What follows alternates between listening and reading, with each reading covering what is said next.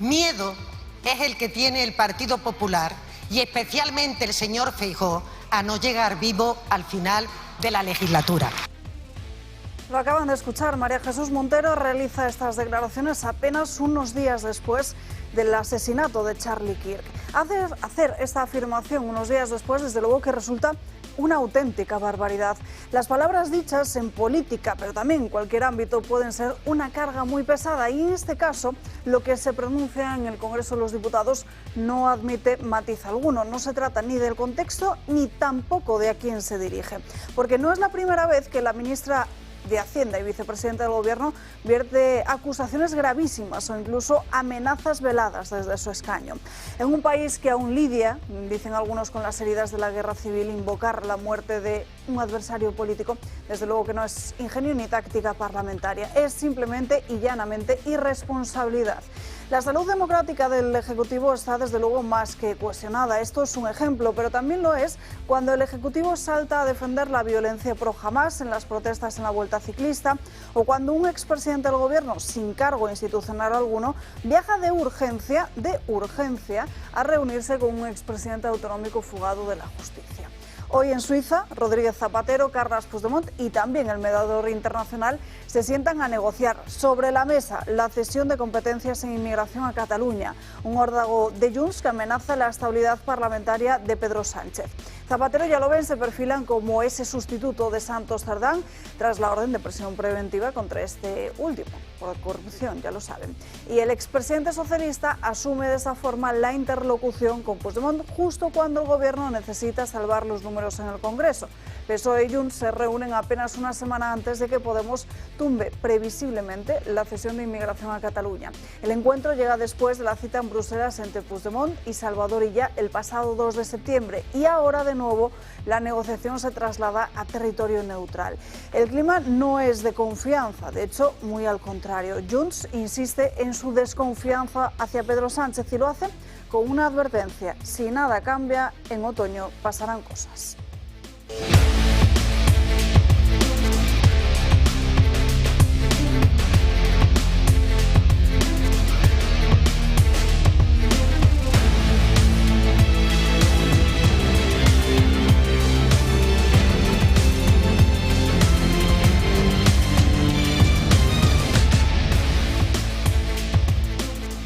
Muy buenos días, hoy es 18 de septiembre, es jueves, celebramos San José de Cupertino y tenemos muchísimos asuntos encima de la mesa, en página económica, en bloque político, sobre todo miraremos hacia Cataluña, no solo por esa reunión entre Zapatero y Carles Puigdemont, sino también por esa norma, esa cesión que en un primer momento parecía que el Ejecutivo había cedido ante los de Carles Puigdemont, de ceder, de obligar a todas las empresas a atender en catalán, incluso fuera de Cataluña, pero es que salió ayer un ministro de Sumar a rectificarlo, entonces ha enfangado todavía más el debate y nadie ya sabe qué es lo que va a pasar y qué no. Trataremos de analizarlo a lo largo de esta mañana, así que quédense con nosotros en estas próximas 2 horas en las que también miraremos hacia Argentina, hacia la inmigración ilegal, muchos asuntos, como les digo. Comenzamos con el comentario de Josep María Francas. Muy buenos días. Muy buenos días. Pues mira, yo esta semana, no me acuerdo qué día, pero dije algo parecido, a que me preocupaba más o me preocupaba menos lo de izquierdas y derechas y mucho más dividir a la gente entre aquellos que creen que el fin justifica los medios y los que creemos que el fin no justifica ningún medio. Y que con los primeros no quería ir ni a la vuelta de la esquina ni a tomar un café. Pero un pasito más, porque ayer Cayetana Álvarez de Toledo creo que dio un pasito más, muy interesante más, y que me parece que no es directamente relacionado con la frase mía, pero que ayuda bastante a entender. Cuando le dijo a Bolaños: yo a usted no le odio, usted a mí sí. Yo no sé si Bolaños odia a Álvarez de Toledo, no tengo ni puñetera idea. Lo que sí entiendo es que es muy importante para seguir siendo persona y no un animal más, es no odiar a la gente, sino en todo caso odiar lo que hace la gente, que es lo que dice Cayetana después. Yo puedo odiar lo que usted hace, su inmoral amnistía, su lo que quieras, o sea, y eso para mí es muy importante mantenerlo y no caer en el odio, porque es muy fácil. Es muy fácil acabar, diríamos, asociando los comportamientos a la persona, porque algo tienen que ver, es evidente. pero me parece que moralmente es muy importante separar lo que uno hace de lo que uno es. Y pobre, triste y desgraciado es aquel que vive del odio porque no es capaz de separarlo. Creo que es un futuro triste, pero al presente horrible si vives del odio. Nos acompaña también José Ramón Riera. Muy buenos días, ¿qué tal? Muy buenos días, Alba. Encantado. Solo una cosita. Creo que vamos a tener tiempo para explicar una carta, un comunicado que has ¿Por qué has cabreado al INE? Sí, el por qué he cabreado al INE. Dicho de otra manera. Efectivamente, sí, ya ha empezado la caza y captura de economistas que estamos en desacuerdo con el INE y hoy voy a demostrarle a la señora Manzanera que se han dejado de subir las pensiones, los salarios públicos y posiblemente los salarios de todos los empleados de este país un 3% por culpa de que el IPC ha sido tocado de forma tezánica. Está bien dicho, de forma tezánica, me ha gustado, te lo voy a copiar. Nos acompaña también Isaac Parejo, es una alegría desde luego verte por aquí de nuevo.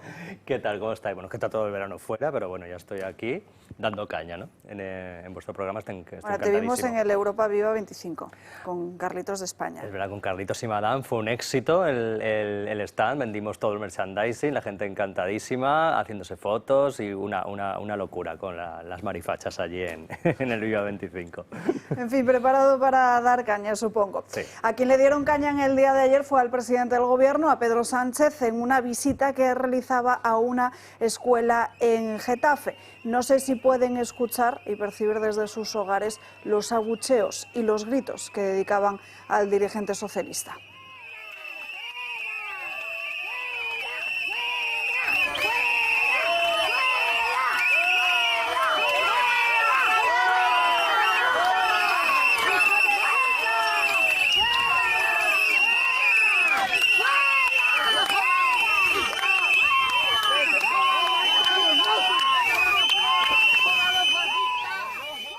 Ese viene siendo el soniquete habitual de todas las visitas que realiza el presidente del Gobierno, Pedro Sánchez, siempre y cuando al público se le permita estar cerca, claro, porque ya saben todos ustedes que en algunos eventos el dispositivo de seguridad separa incluso a más de 300 y 400 metros a los ciudadanos para evitar que se produzcan imágenes y sonidos como el que acaban de ver. En fin, pasamos ya a página política, si les parece, porque en el día de ayer el presidente de Vox, Santiago Abascal, concedió una entrevista en la que alertaba de las posibles trampas electorales que pudiera realizar Pedro Sánchez para mantenerse en el poder.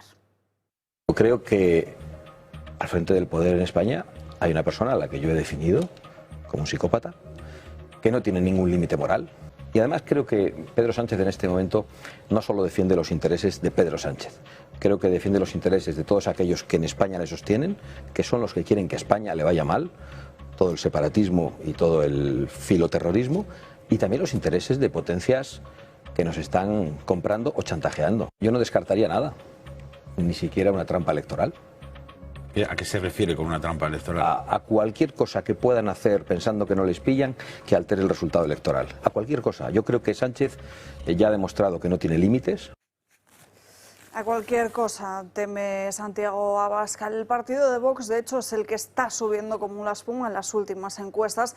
Recordarán todos ustedes como el lunes desayunábamos con estudios demoscópicos que adelantaban que el partido de Santiago Abascal se dispararía incluso hasta los 60 escaños. Hoy tenemos una con un pronóstico un poco más modesto para los de Vox, pero fíjense que sí que es cierto que dispara el Partido Popular entre 150 y 155 escaños, 154, disculpen, el Partido Socialista que caería hasta los 109, 113, recuperando también todos los escaños que dejaría por el camino Sumar, que se colocaría en una cuarta posición con entre 8 y 9 asientos apenas en el Congreso de los Diputados. Podemos tampoco remonta, a pesar de las escenificaciones de enfado o de dejar caer al Gobierno en algunas votaciones clave, como es la cuestión de la competencia de inmigración, de la que luego hablaremos. Como decimos, en esta encuesta Vox no remonta, pero desde luego parece que está siendo la sorpresa de los últimos sondeos, sorpresa también a la que se referían en el Wall Street Journal, que han dedicado un artículo al escenario y a las actuaciones de Vox en su periódico, titulado así, el partido Vox se enfrenta al peor gobernante de la historia española. En él resaltan cómo tiene una fortaleza con diferentes discursos, como por ejemplo el de la inmigración ilegal, o en otros ámbitos, como por ejemplo el económico. Isaac, desde luego creo que es un ambiente parecido al que se vivió en el Europa Viva 25, ¿no? Sí, yo lo que no entiendo es esta disparidad en las encuestas, ¿no? Porque es que de repente te encuentras una con el PP en 160 escaños y otra con el PP en 137, te encuentras una con Vox con 62 escaños, otra con 44. De verdad que yo es la primera vez que veo tantísima diferencia. Luego llega la realidad y el PP pues se encuentra sea de bruces con lo que ocurre, ¿no? Que el PP siempre, o sea, Feijóo es presidente del gobierno siempre en la demoscopia. Luego se da de bruces con la realidad. Yo creo que yo la que doy más credibilidad, yo no doy credibilidad a ninguna, pero si tengo que elegir una, me quedo con la de GAT3, que es, yo creo, la que más se podría ajustar. Yo creo que Michavila está siendo muy prudente, por fin, después del batacazo. Después de claro, las elecciones por eso digo que me fío, porque aprendió de lo que pasó en el año 2023 y dijo, bueno, voy a ajustarme un poquito más a lo que es la realidad, más a lo que me dicen desde otras partes. Y creo que se ajusta un poco más, porque el PP en esa encuesta tienen prácticamente los mismos diputados que en el 2023. Y Vox absorbe, yo creo que votos sobre todo de la abstención y también del Partido Popular. El Partido Popular se mantiene porque yo creo que absorbe algo del PSOE, pierde y lo que pierde se va a Vox. Y sobre todo yo creo que el subidón de Vox se debe a dos factores. Uno, evidentemente no le quiero quitar mérito a la estrategia de Vox, pero sobre todo a la inutilidad absoluta del Partido Popular. O sea, el Partido Popular al final es la nada absoluta. O sea, su estrategia es lo que diga mi encuestadora de cabecera. Si ahora tengo que defender el Estado palestino, pues defiendo el Estado palestino. Luego, si tengo que defender a Israel, pues tengo a Isabel Díaz Ayuso que me defiende a Israel. Si tengo que defender, yo qué sé, cualquier cosa. Es que no se sabe cuál es la posición exacta del Partido Popular. Entonces, yo creo que vamos a ver en estos 2 años, si Vox lo hace bien, subir más y adecuarse más a los partidos homólogos que están en Europa, que yo creo que sea lo suyo, porque al final tú ves otros escenarios en otros países de Europa y hay partidos homólogos que están mucho más disparados. Hay una cosa con la que no estoy de acuerdo contigo, Francas, con la que has dicho antes. Has dicho que hay que separar a la persona, lo que hace la persona de lo que es la persona. No estoy de acuerdo. Yo no puedo separar lo que hace Arnaldo Otegi, por ejemplo, de lo que es Arnaldo Otegi. Arnaldo Otegi es un hijo de puta terrorista y hace cosas Recuerden ustedes que estamos en horario infantil, señores. No estamos en horario infantil. Eso ya... No, el horario infantil acaba a las 9 de la mañana. Es verdad, se pueden decir tacos. Y es un hijo de puta terrorista y hace cosas de hijo de puta terrorista. Entonces, no creo que se pueda separar eso de lo que hace una persona. Es muy importante moralmente separarlo. Bueno. La persona... porque juzgar a las personas, yo no me atrevo a juzgarlas. Juzgar los comportamientos, sí. Pero juzgar a las personas... el comportamiento de una persona es lo que define a una persona. No, lo que le define es el ser, no el actuar. Bueno. Otra cosa es que el obrar sigue al ser. Eso es un tema distinto filosóficamente. Pero es muy... Vamos, bueno, filosóficamente Otegi es un capullo. Entraríamos en una distinción muy... Bueno, pero tener la dignidad de ser humano, que es bastante más importante que ser capullo, ¿eh? Pero, en fin, no entremos en detalles de estos, no. Yo quería ir a otro lado porque ayer por la noche en El Gato, no sé exactamente quién ahora, no recuerdo quién fue, pero vino a decir en un momento determinado que dado donde habíamos legado con el tema del gobierno, eso salía a la luz de que había escondido Pedro Sánchez a su hermano en tal, y eso parece que ya era derramar el vaso. A mí me parece que eso es pecata minuta, pero en fin, sí que es abundar en lo mismo, es una más, ¿no? Pero que dado donde habíamos legado, España no tenía recursos jurídicos para quitarse eso de encima, ¿no? Y que habría que hacer un cambio constitucional serio. Bueno, yo estoy de acuerdo en que hay que hacer un cambio constitucional serio, pero aquí engancho con lo que ha dicho Isaac. A ver, España no tiene recursos, no lo sabemos si tiene recursos, porque es que el que los tendría que incoar no ha incoado ninguno. Es decir, eso, una oposición dura, pues no pasaría una, pero una oposición que da igual. O sea, yo no he visto, por ejemplo, a nadie hablar de ese tema de la oposición, diríamos, con capacidad jurídica, con capacidad numérica, para hacer algo. El comentario venía, ahora me acuerdo, porque comparaban diciendo si Juan Guerra levantara la cabeza, que por tomar unos cafelitos en un sitio que no era el suyo, pues tuvo lo que tuvo, de hecho tuvo problemas y su hermano acabó dimitiendo de vicepresidente. Y ahora nos encontramos con que el presidente tiene a su cuñado, a su hermano y a su cuñada, ahí les mete una ambulancia, etcétera. Ese era el comentario, ¿no? Bueno, pero es que la otra vez con Juan Guerra no paró ni la prensa ni la oposición. Fue un ataque frontal y en esto... Bueno, con Juan Guerra, que te has ido tú muy atrás, que hay que recordar en el Partido Popular, por ejemplo, el ministro este que tenía un offshore de 20 años, hace 20 años, antes de ser ministro, y tuvo que dimitir. Sí, o sea, un offshore además legal. O sea... Sí, pero que el ejemplo que ponían era Juan Guerra para hablar de una cosa, diríamos, parecida del entorno Moncloa, parecida. Uso de bienes públicos para tener relaciones, etcétera. O sea... No, que dices tú, Soria. Soria, el ministro Soria, sí. es verdad. No, o la que le liaron a Rajoy por tener a su padre en la Moncloa con recursos públicos, su padre enfermo. Y ojo, aquí ha estado el hermano viviendo en el sótano como un paria y aquí nadie... Por eso, pero me nada. parece que no sabemos si España tiene recursos jurídicos. Lo que sabemos es que la oposición, sobre todo el PP, se traga una tras de otra. Yo pienso, y eso no sé si lo has dicho tú alguna vez, pero lo ha dicho mucha gente, por la filosofía de la alternancia, es decir, que ya caerán y cuando caigan ya llegaré. Pero ¿para qué me voy a quemar yo con estas batalitas? No sé quién decía, creo que Miguel Robredo decía ayer, o en privado o en público el otro día, de que el PP actúa un día a la semana, que es cuando actúa Feijóo los miércoles, y hasta el miércoles que viene más o menos hay paz. Y que también en estas encuestas hay algo que muchos votantes de Vox no perdonan, y es sentirse insultados directamente por el Partido Popular con todos los desprecios y referencias que se han hecho desde Génova 13. En fin, seguimos avanzando en página política porque ya saben que la obsesión de Pedro Sánchez, y parece que lo está consiguiendo, es colocar a Israel y Gaza en el centro del debate político. Por el momento parece que lo está logrando, a pesar de que su plan anunciado a bombo y platillo no está ni escrito. De hecho, es que no ha ido ni el Consejo de Ministros, a pesar de que Pedro Sánchez nos despertaba un lunes, decías tú ayer, ¿no? A primera hora, con toda la urgencia que ello supone para anunciarlo. Por el momento está abriendo una brecha en el ejército. Es la información que recoge El Mundo en lo que se refiere a adiestramiento y armamento, con este apagón por el cual tendrían que buscarse formación de pilotos en otros países europeos, como pueden ser Italia, Alemania o Francia. Serían las opciones que se están barajando. Todos los ministros han salido en el día de hoy como si fueran loros, repitiendo el mismo mensaje, argumentando por qué lo de Gaza y por qué es un genocidio, dándolo por hecho directamente.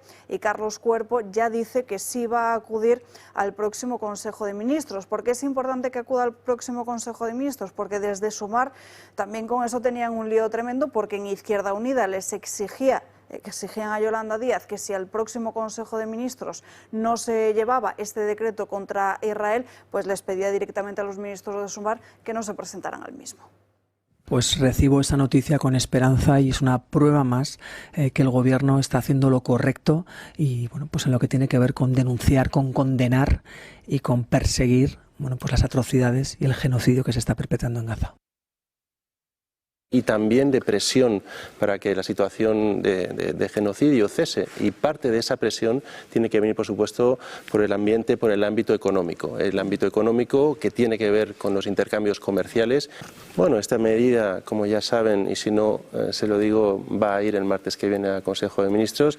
Estamos finalizando la redacción de la misma, y lo que hará es, tal cual dijo el presidente del Gobierno, cristalizar en un Real Decreto Ley lo que ya veníamos haciendo en materia, por ejemplo, de control de exportaciones, de prohibición de exportaciones armamentísticas a Israel. Afectaremos también a las importaciones, es decir, tendremos ese embargo ya cristalizado en ley.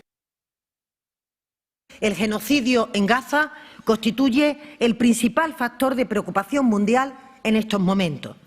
Y por ello decimos alto y claro que nuestro país, la mayoría de la sociedad española y este Gobierno están al lado de los derechos humanos y de la paz. Que denunciar este genocidio por parte del Gobierno de Israel es una cuestión de valores y de principios éticos. Ya saben que España, Radio Televisión Española, se ha apuntado una vez más al discurso dictado directamente por el Palacio de la Moncloa y ha decidido retirar a nuestro país de Eurovisión, a pesar de que siempre se ha considerado a España como en esa lista de los top 5, ¿no?, de los países que conseguían directamente ese acceso a la final. Desde la Comisión Europea lo califican de un profundo error. So all these steps that go to the direction of punishing Israeli people, I think, are wrong, and we are not proposing them. Y esta mañana hemos conocido cómo la Fiscalía General del Estado ha ordenado investigar todos los crímenes que se produzcan en Gaza. Desde luego llama la atención porque la Fiscalía en otros casos apenas ha movido un folio y con esto, claro, cómo no iba a ponerse a actuar rápidamente al servicio de... Loro Park al servicio del gobierno, o sea, todos diciendo exactamente lo mismo. A mí, vamos a ver, yo creo que en estos momentos la situación que hay en Israel, Gaza, es una situación muy seria. Pero ¿quién la provocó? ¿Quién la provocó? ¿Quién la provocó? Porque tenemos que recordar que fue Hamás, los palestinos, los que atacaron a Israel y produjeron 1.700 muertos. Oiga, no uno ni dos, no, 1.700 muertos. Desde entonces, Israel ha recibido cientos de misiles que se han tirado... 3.600 para ser más exactos. Miles de misiles que se han tirado contra el Estado de Israel. Drones, es decir, ataques, es decir, Irán, es decir, Hezbollah, Hamás, etcétera, etcétera. Oiga, yo no he oído todavía a ninguno de los del Loro Park decir, oiga, paremos esto, paremos el ataque a Israel y los 1.700 muertos, castiguemos a Hamás como vamos a castigar a Israel. Oiga, no, vamos a ver. Aquí la justicia o es para todos, ¿sí?, o no es para nadie. ¿Sí? Lo que no puede ser es que nos venga muy bien en estos momentos montar aquí un cirquito para que hablemos lo menos posible de Begoña, de David, del fiscal general y de toda la porquería que se huele a podredumbre en estos momentos en el país, porque todo está podrido, lo que se acerca al PSOE todo está absolutamente podrido. Entonces, ahora sí, para montarnos y quitar que no parar de vez en cuando esos temas, nos montamos la película de Israel. Oiga, montémonos también la película de Hamás, montémonos también la película de Hezbollah. Oiga, vamos a ver, en estos momentos, si hay un país que está parando la entrada del islamismo en Europa, se llama Israel. O sea, el día que Israel caiga, o sea, es decir, lo que puede sucederle a Europa con el tema de ese Islam, no la religión maometana, no, me refiero al Islam asesino, que lo que pretende además es conquistar Europa. Es decir, no nos olvidemos que vienen a conquistar Europa y lo pueden llegar a conseguir, y el único país que los frena en estos momentos se llama Israel. Oiga, ¿que me gusta lo que está haciendo Israel? No, a mí no me gusta lo que está haciendo Israel, pero tampoco me gusta lo que pasó con Hamás y lo que pasó con los palestinos en el ataque que hicieron y tampoco nos gusta el año pasado. Se está actuando desde aquí, porque en una mirada más corta, desde luego este plan contra Israel tiene una serie de consecuencias económicas que vamos a pagar todos. Sin duda, y lo que es más problemático es la defensa de nuestro país. Exacto. Es la defensa de nuestro país. Es decir, nuestro país está con un nivel de capacidad defensiva ridícula, tirando a mierda, a caquita de Dodotis. Es decir, es que, de verdad, es decir, lo que le hemos dedicado a la defensa de nuestro país en los últimos años es una vergüenza absoluta, a pesar del compromiso que se tomó en el 2006, cuando se firmó en la OTAN, dedicar el 2% del Producto Interior Bruto, es decir, a defensa nacional. Es decir, no hemos llegado ni un solo año al 1% y el año pasado nos quedamos en el 1%. A 30 de junio estamos en el 0,34% del PIB dedicado a defensa. A mitad del año, el 0,34% del PIB hemos dedicado a defensa.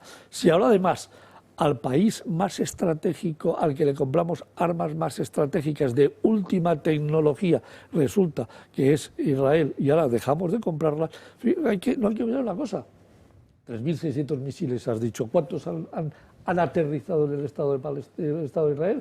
¿Uno o ninguno? Hombre, muy poquito. Claro, porque gracias al escudo. Claro, bueno, gracias al paraguas de sistema que tiene montado Israel con su tecnología, propia tecnología, resulta que los demás no han podido ni siquiera producirle ningún efecto, a pesar de los miles de misiles. Bueno, ha habido muertos, pocos, pero muy poquito, comparativamente. Claro. O sea, es decir, con todo lo que han tirado, A ver, es que el tema tiene tantas aristas que si no ponemos título al capítulo es imposible hablar, porque son 70.000 cosas, ¿no? No, bueno, voy a ir a un título aparte que no tiene nada que ver con eso. Se habla del martes que viene en el Consejo de Ministros, que se aprobará. Habrá que ver que se aprueba, porque si oímos lo que ha dicho este señor, que aprobaremos lo que ya estamos haciendo hasta ahora. Entonces, lo que están haciendo hasta ahora no tiene nada que ver con lo que anunciaron que harían en el futuro, con lo cual habría que ver exactamente qué se aprueba. Y otra de las muchas aristas, o sea, una arista es el problema judío-palestino de toda la vida, porque eso lleva años. Otro tema es el tema de los dos estados. Otro tema es el tema del ataque de Hamas y del gobierno de Hamas en Gaza. Y otro tema es la respuesta de Israel a Hamas. Y yo creo que ahí hay un error que ya dije en su momento y lo dije el día siguiente, de que Israel podía optar por el sistema Múnich, que es ir uno por uno todos, ir a cazar uno por uno todos y no se le echaría a nadie encima, o podía ir un poco a lo bestia, entre comillas, a limpiar la zona, y la zona es imposible de limpiar, pues está mezclada. Entonces ahí vas a tener que hacer el bestia seguro, y esto, como la guerra es híbrida, puedes acabar ganando el territorio, pero no acabarás ganando la opinión pública, y esto tarde o temprano te va a costar muy caro, porque van a venir problemas esos.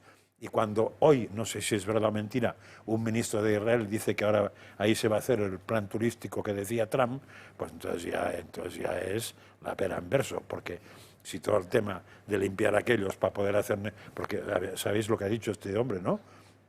Que con eso recuperarán lo que han gastado con la vema. Entonces ahí hay un tío zumbao que hay que meterlo en otro sitio, ¿no? Pero otro tema que me parece muy interesante son los lunes al sol de Sánchez. Y que nos vayamos acostumbrando. O sea, cada semana, o si dura, será cada 15 días, Sánchez saldrá con una cosa. Hace unos días fue los jueces y no sé qué historia, tal. Y entonces ya todos hablando de los jueces. Ahora es Gaza. Dentro de 15 días, o si Gaza dura, dura. Y si no dura, sacará otra. Y todos picaremos y venga horas y horas y horas y horas. Y eso es que nos están metiendo una zanahoria.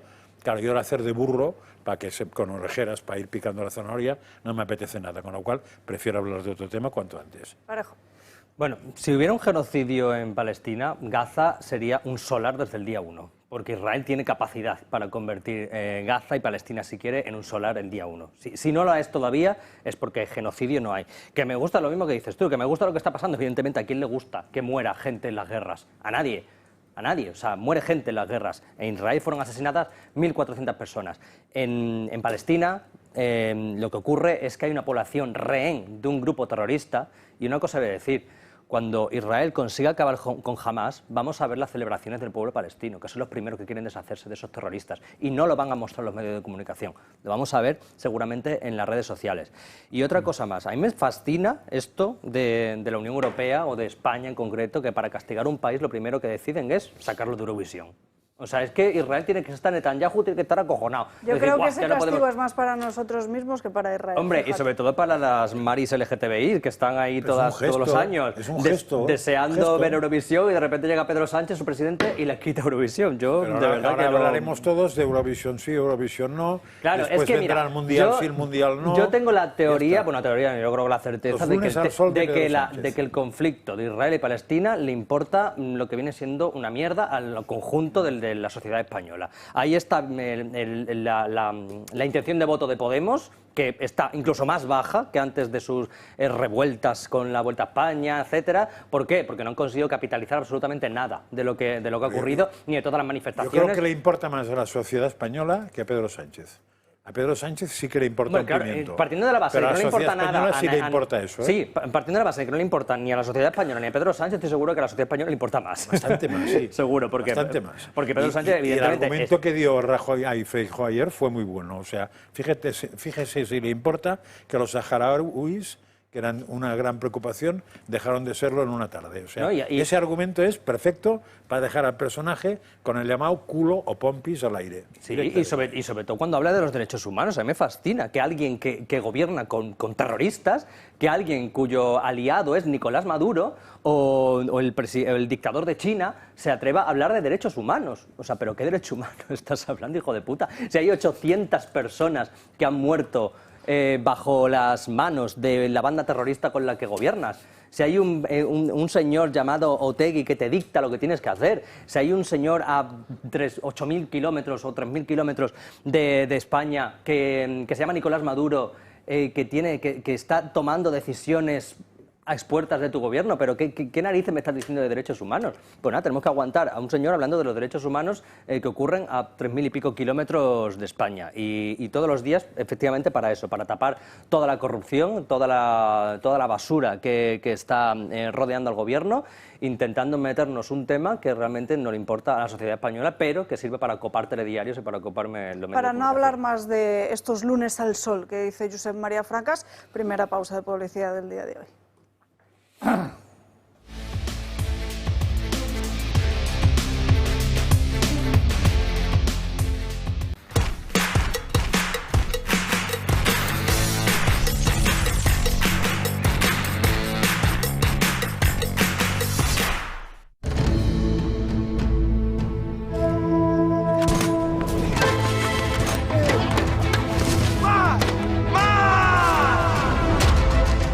Nueva gama de El Pozo Bienestar Más Proteínas.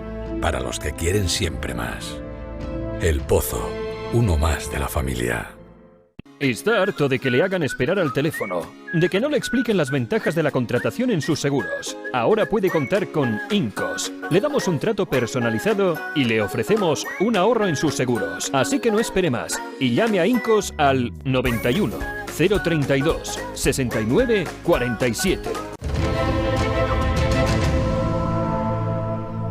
Nueva gama de El Pozo Bienestar Más Proteínas. Para los que quieren siempre más. Sigue el pulso de la economía con nosotros cada día, con los mejores expertos, con rigor, con independencia. Verás como aquí lo entiendes todo. Asómate al mundo del dinero y seguro que sales ganando.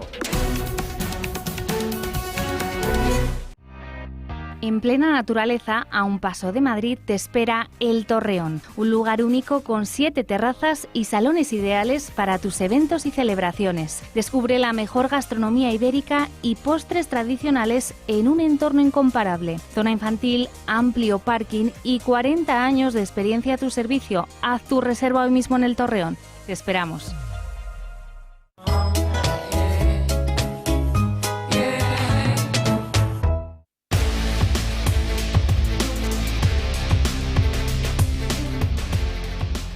Ya estamos de vuelta andando caña, pasan 3 minutos de las 12:30 del mediodía, las 11:30 en Canarias, y fíjense en estas imágenes, un vídeo viral que está corriendo por las redes sociales, las imágenes de un coche fúnebre a gran velocidad sin una de sus ruedas traseras. Fíjense que solo avanzaba con el eje izquierdo. Ocurría en un municipio de Córdoba, concretamente en la autovía A4, un suceso de hecho insólito, también altamente peligroso, que gracias a Dios solo presenciaron numerosos usuarios de la vía, pero que no provocó ningún otro incidente.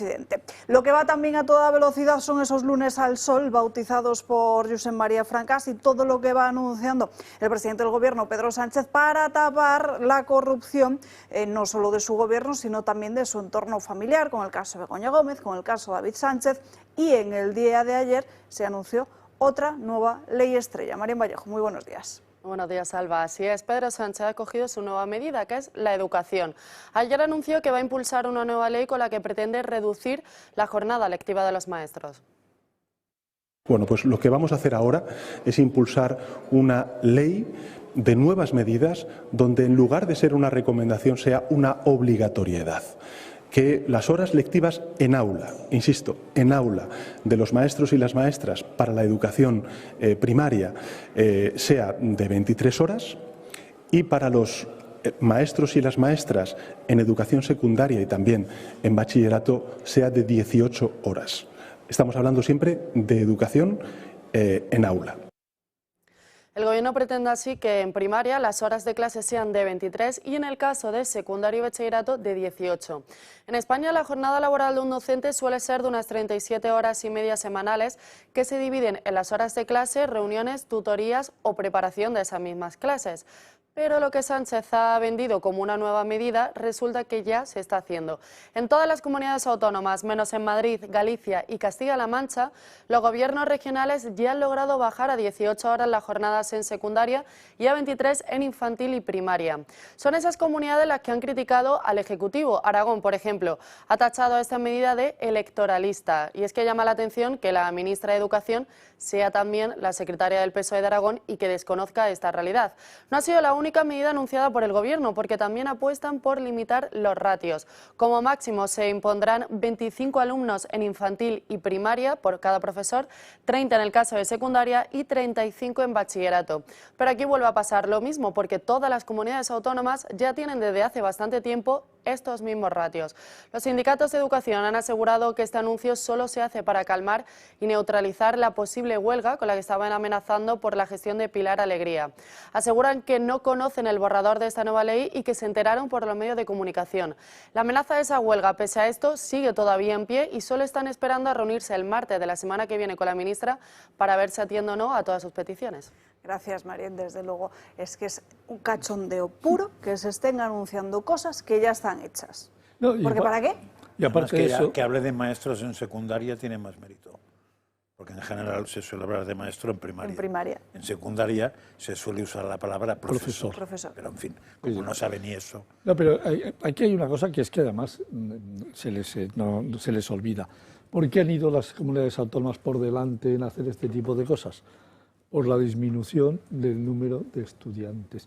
Como en España cada día nacen menos niños, resulta que ahora empezaban a quedar aulas completamente libres. Mejor solución. Es decir, que haya menos alumnos por aula, porque es la única forma que tienes de que llenes las aulas y puedas mantener la calidad, el nivel de los profesores, no maestros, profesores, totalmente de acuerdo contigo. Entonces, claro, ante la necesidad de tener que llegar a reducir el número de profesores y cerrar institutos completos, ¿qué medidas han tomado las comunidades? Bueno, hagamos que haya menos alumnos por aulas y que los profesores den menos horas de clase, punto. Por eso es por lo que hemos llegado a que las comunidades se han anticipado a lo que dice este caballero, que como siempre no se entera de nada. No sabe ni de lo que habla. Cuando habla de economía no sabe lo que dice. Cuando habla de educación no tiene ni idea, ni pajolera idea. Confunde maestro con profesor, que es como se ha llamado desde hace mucho tiempo a los profesores. También ahí quiero matizar una cosa. Ojalá fueran maestros y no profesores. Porque el maestro históricamente es un señor que tenía una actividad vocacional. Y el profesor es un señor que tiene una actividad profesional. Y en educación lo profesional es mucho peor que lo vocacional, porque el profesor quiere decir que cumple su tal, es el cumplimiento, cumplimiento y adiós, muy buenas. El maestro no, pero cuando hablas en el tema de educación hay que saber cómo se llama a cada cosa. Ojalá todos, el sentido que tuvieran, fuera el de maestros de toda la vida. Bueno, eso de que hay menos niños ahora. Espérate cuando los nuevos españoles empiecen a tener hijos. O sea, me imagino que... Ahora hay menos. No, ahora, pero espérate tú dentro de 20 años, sí, cuando ya se conviertan las clases en esos centros multiculturales, ¿no? Pero aprenderán enseguida que es mucho más cómodo tener pocos. Bueno, eso ya con la inmigración iberoamericana ya ha pasado, ¿eh? Se ha adaptado perfectamente al sistema español. Y de hecho viene gente aquí que deja 3 o 4 hijos allí y aquí ni uno, ¿eh? Y como tienen hijos a la edad de 16, 17 años, cuando vienen aquí tienen 20 y pocos, con lo cual en España aún ha empezado una señora a pensar en la posibilidad de tener hijos. La media, y ellos vienen aquí. De todas formas... Está claro que los que vienen de África, esa mentalidad aún no la han cogido. Claro, pues, entre otras cosas porque... ¿En qué mentalidad la han cogido? ¿La de tener hijos? La de no tener. Bueno, claro, ni la van a coger. Bueno, ya veremos, ya veremos. No, a lo mejor dentro de 200 años. Ya veremos, ya veremos. Ya te digo yo que la mentalidad no cambia. De todas formas, yo recuerdo que cuando yo iba al instituto, al colegio, nunca éramos más de 30, 32, 33 alumnos. O sea, 40 en mi época, por lo menos. 40. Bueno, 40, yo no recuerdo haber llegado a 40. Y los profesores, vamos, yo creo que rara vez superaban las 20 horas en aula. O sea, teniendo en cuenta... ¿Público o privado? Lleva al público. Bueno, primero fui a un concertado y luego a un público. Público, no sé, en privado 40 era muy normal. 40 e incluso si hacía falta 42 o 43.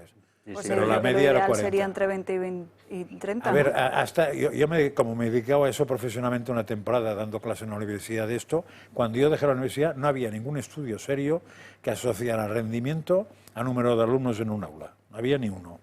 Ahora puede ser que haya alguno, pero en aquel momento no había ni uno. ¿Qué cambia que haya 10 alumnos más o 10 alumnos menos? Nada, no había nada estudiado. Ahora puede ser que haya... Bueno, puede ser que se dé una atención un poco más centrada en pero el alumno. entonces no son 20, entonces son uno. O sea, que está claro que el ideal de educación sería profesor con un alumno solo. Claro. Lo cual no quiere decir que solo tenga que tener uno. Podría tener 10, pero estar con uno, dejarle trabajar, cuando acaba estar con otro. Yeah. O sea, o individualizas la enseñanza, o la educación, la enseñanza, yo prefiero hablar de enseñanza que de educación, o individualizas, o tienes un problema siempre, porque lo que tienes delante es heterogéneo. Y lo que es muy fácil, que es en lo que ha caído este país, es en adaptarse a lo heterogéneo cogiendo la regla de abajo. Aparte que yo, bueno, ese es ya el otro tema de que yo estoy totalmente en contra del sistema de educación actual, que me parecen básicamente cárceles para jóvenes y para niños. Yo Parkings, creo que, más que cárceles, parkings. O parkings, que tú los aparcas ahí, los profesores tienen una serie de contenidos dictados por el gobierno y que tienes que inculcarlos de una manera totalmente, en fin, es que no lo entiendo. No se trata de sacar del niño, sino enchufarle 4 cosas y fuera otra cosa. Sí, es que es un sistema que se aplica en todo el mundo, en todos los países, que es siempre igual, que no ha cambiado nunca en la historia, que es un profesor y un montón de gente, de niños alrededor, recibiendo lo que dice y lo que habla un profesor. No sé, yo creo que, no sé qué sistema sería el correcto, pero yo siempre lo he visto de esa forma, no creo que sea la mejor forma de aprender. Pero... Dejamos la educación a un lado y nos vamos con lo económico, con esa caza de economistas que está padeciendo el propio José Ramón Riera. En el día de ayer mostrábamos a nuestros espectadores ese comunicado del Instituto Nacional de Estadística y decíamos, les adelantábamos ayer, que precisamente hoy estaba aquí con nosotros Riera para responder al INE. Sí, vamos a ver, ¿por qué se está produciendo esto? Muy sencillo, es decir, es la primera vez en la historia del Instituto Nacional de Estadística que en un comunicado especial de prensa se menciona a particulares. Solo una vez en la historia se hizo un comunicado para decirle a la Caixa que su servicio de estudios se había equivocado en un comunicado y le demostraba al instituto que se había equivocado. Esta es la primera vez que se menta a 3 personas con nombres y apellidos, a consecuencia de una entrevista que hace un periodista del Español, nos hace entrevista a 2 economistas y el economista 1, Jesús Santa Cruz, dice, es decir, oiga, el PIB está tocado por estas razones y yo lo que se me recoge de toda la entrevista es el tema del IPC.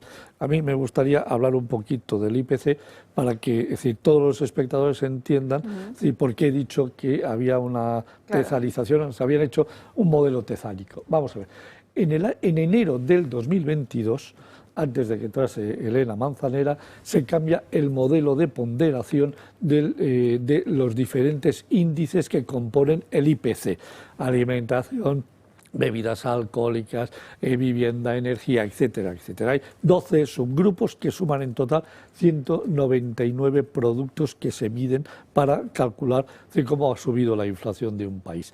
Y en ese instante se baja del 23,2% 23,6% que suponía la alimentación, se baja al 19,6%. O sea, ya se produce una bajada del peso de la alimentación. El día 31 de julio presenta su dimisión el anterior presidente del Instituto Nacional de Estadística por discrepancias con la señora Calviño, que quería que tocase, es decir, al alza el Producto Interior Bruto y a la baja el IPC. Y como el señor Hernández Poe dice que yo no estoy por la labor, es decir, coge, presenta su dimisión y es contratada, es decir, Elena Manzanera como presidente del INE para sustituir a un presidente que se niega a claudicar a los deseos de la ministra de Economía de modificar los resultados. Esto se produce el 1 de agosto, el cambio. 1 de agosto. El 1 de enero del 2023 vuelven a cambiar, qué casualidad, es decir, el modelo de ponderación de los alimentos, la energía y además a la energía en concreto la cambian completamente el modelo de calcularlo. Bajan 3 puntos en la ponderación y además el cálculo de la energía se hace completamente diferente. Y el caso de la alimentación pasa del 19 al 15% el porcentaje. Es decir, en 2 años se producen 2 cambios completos, uno previsto y otro que se saca del bolsillo la señora Manzanera y que en el comunicado de prensa dicen que es que venían trabajando desde el 2021 para hacer este cambio. Sí, venían trabajando desde el 2021 y en el 2022 ya se produjo. Y que atiende los estándares europeos. Sí, claro, atiende, evidentemente, las cosas de Europa de siempre. Bien. Sí, para que nos hagamos una idea del efecto, de la importancia que tiene la inflación. Sí, vamos a ver. En agosto del 2023 escribo un artículo en El Debate en el que muestro que el efecto del cambio del modelo de cálculo de la energía produce una reducción de la inflación de los precios de la energía un 45,2% con respecto a agosto del 2022. ¿Qué pasa en Europa? Porque es la mejor forma de ver. Pues que en Francia baja un 3,6%, en Alemania un 11,6% y en toda Europa la media es del 19,4%. Para hacérselo fácil, el 20%.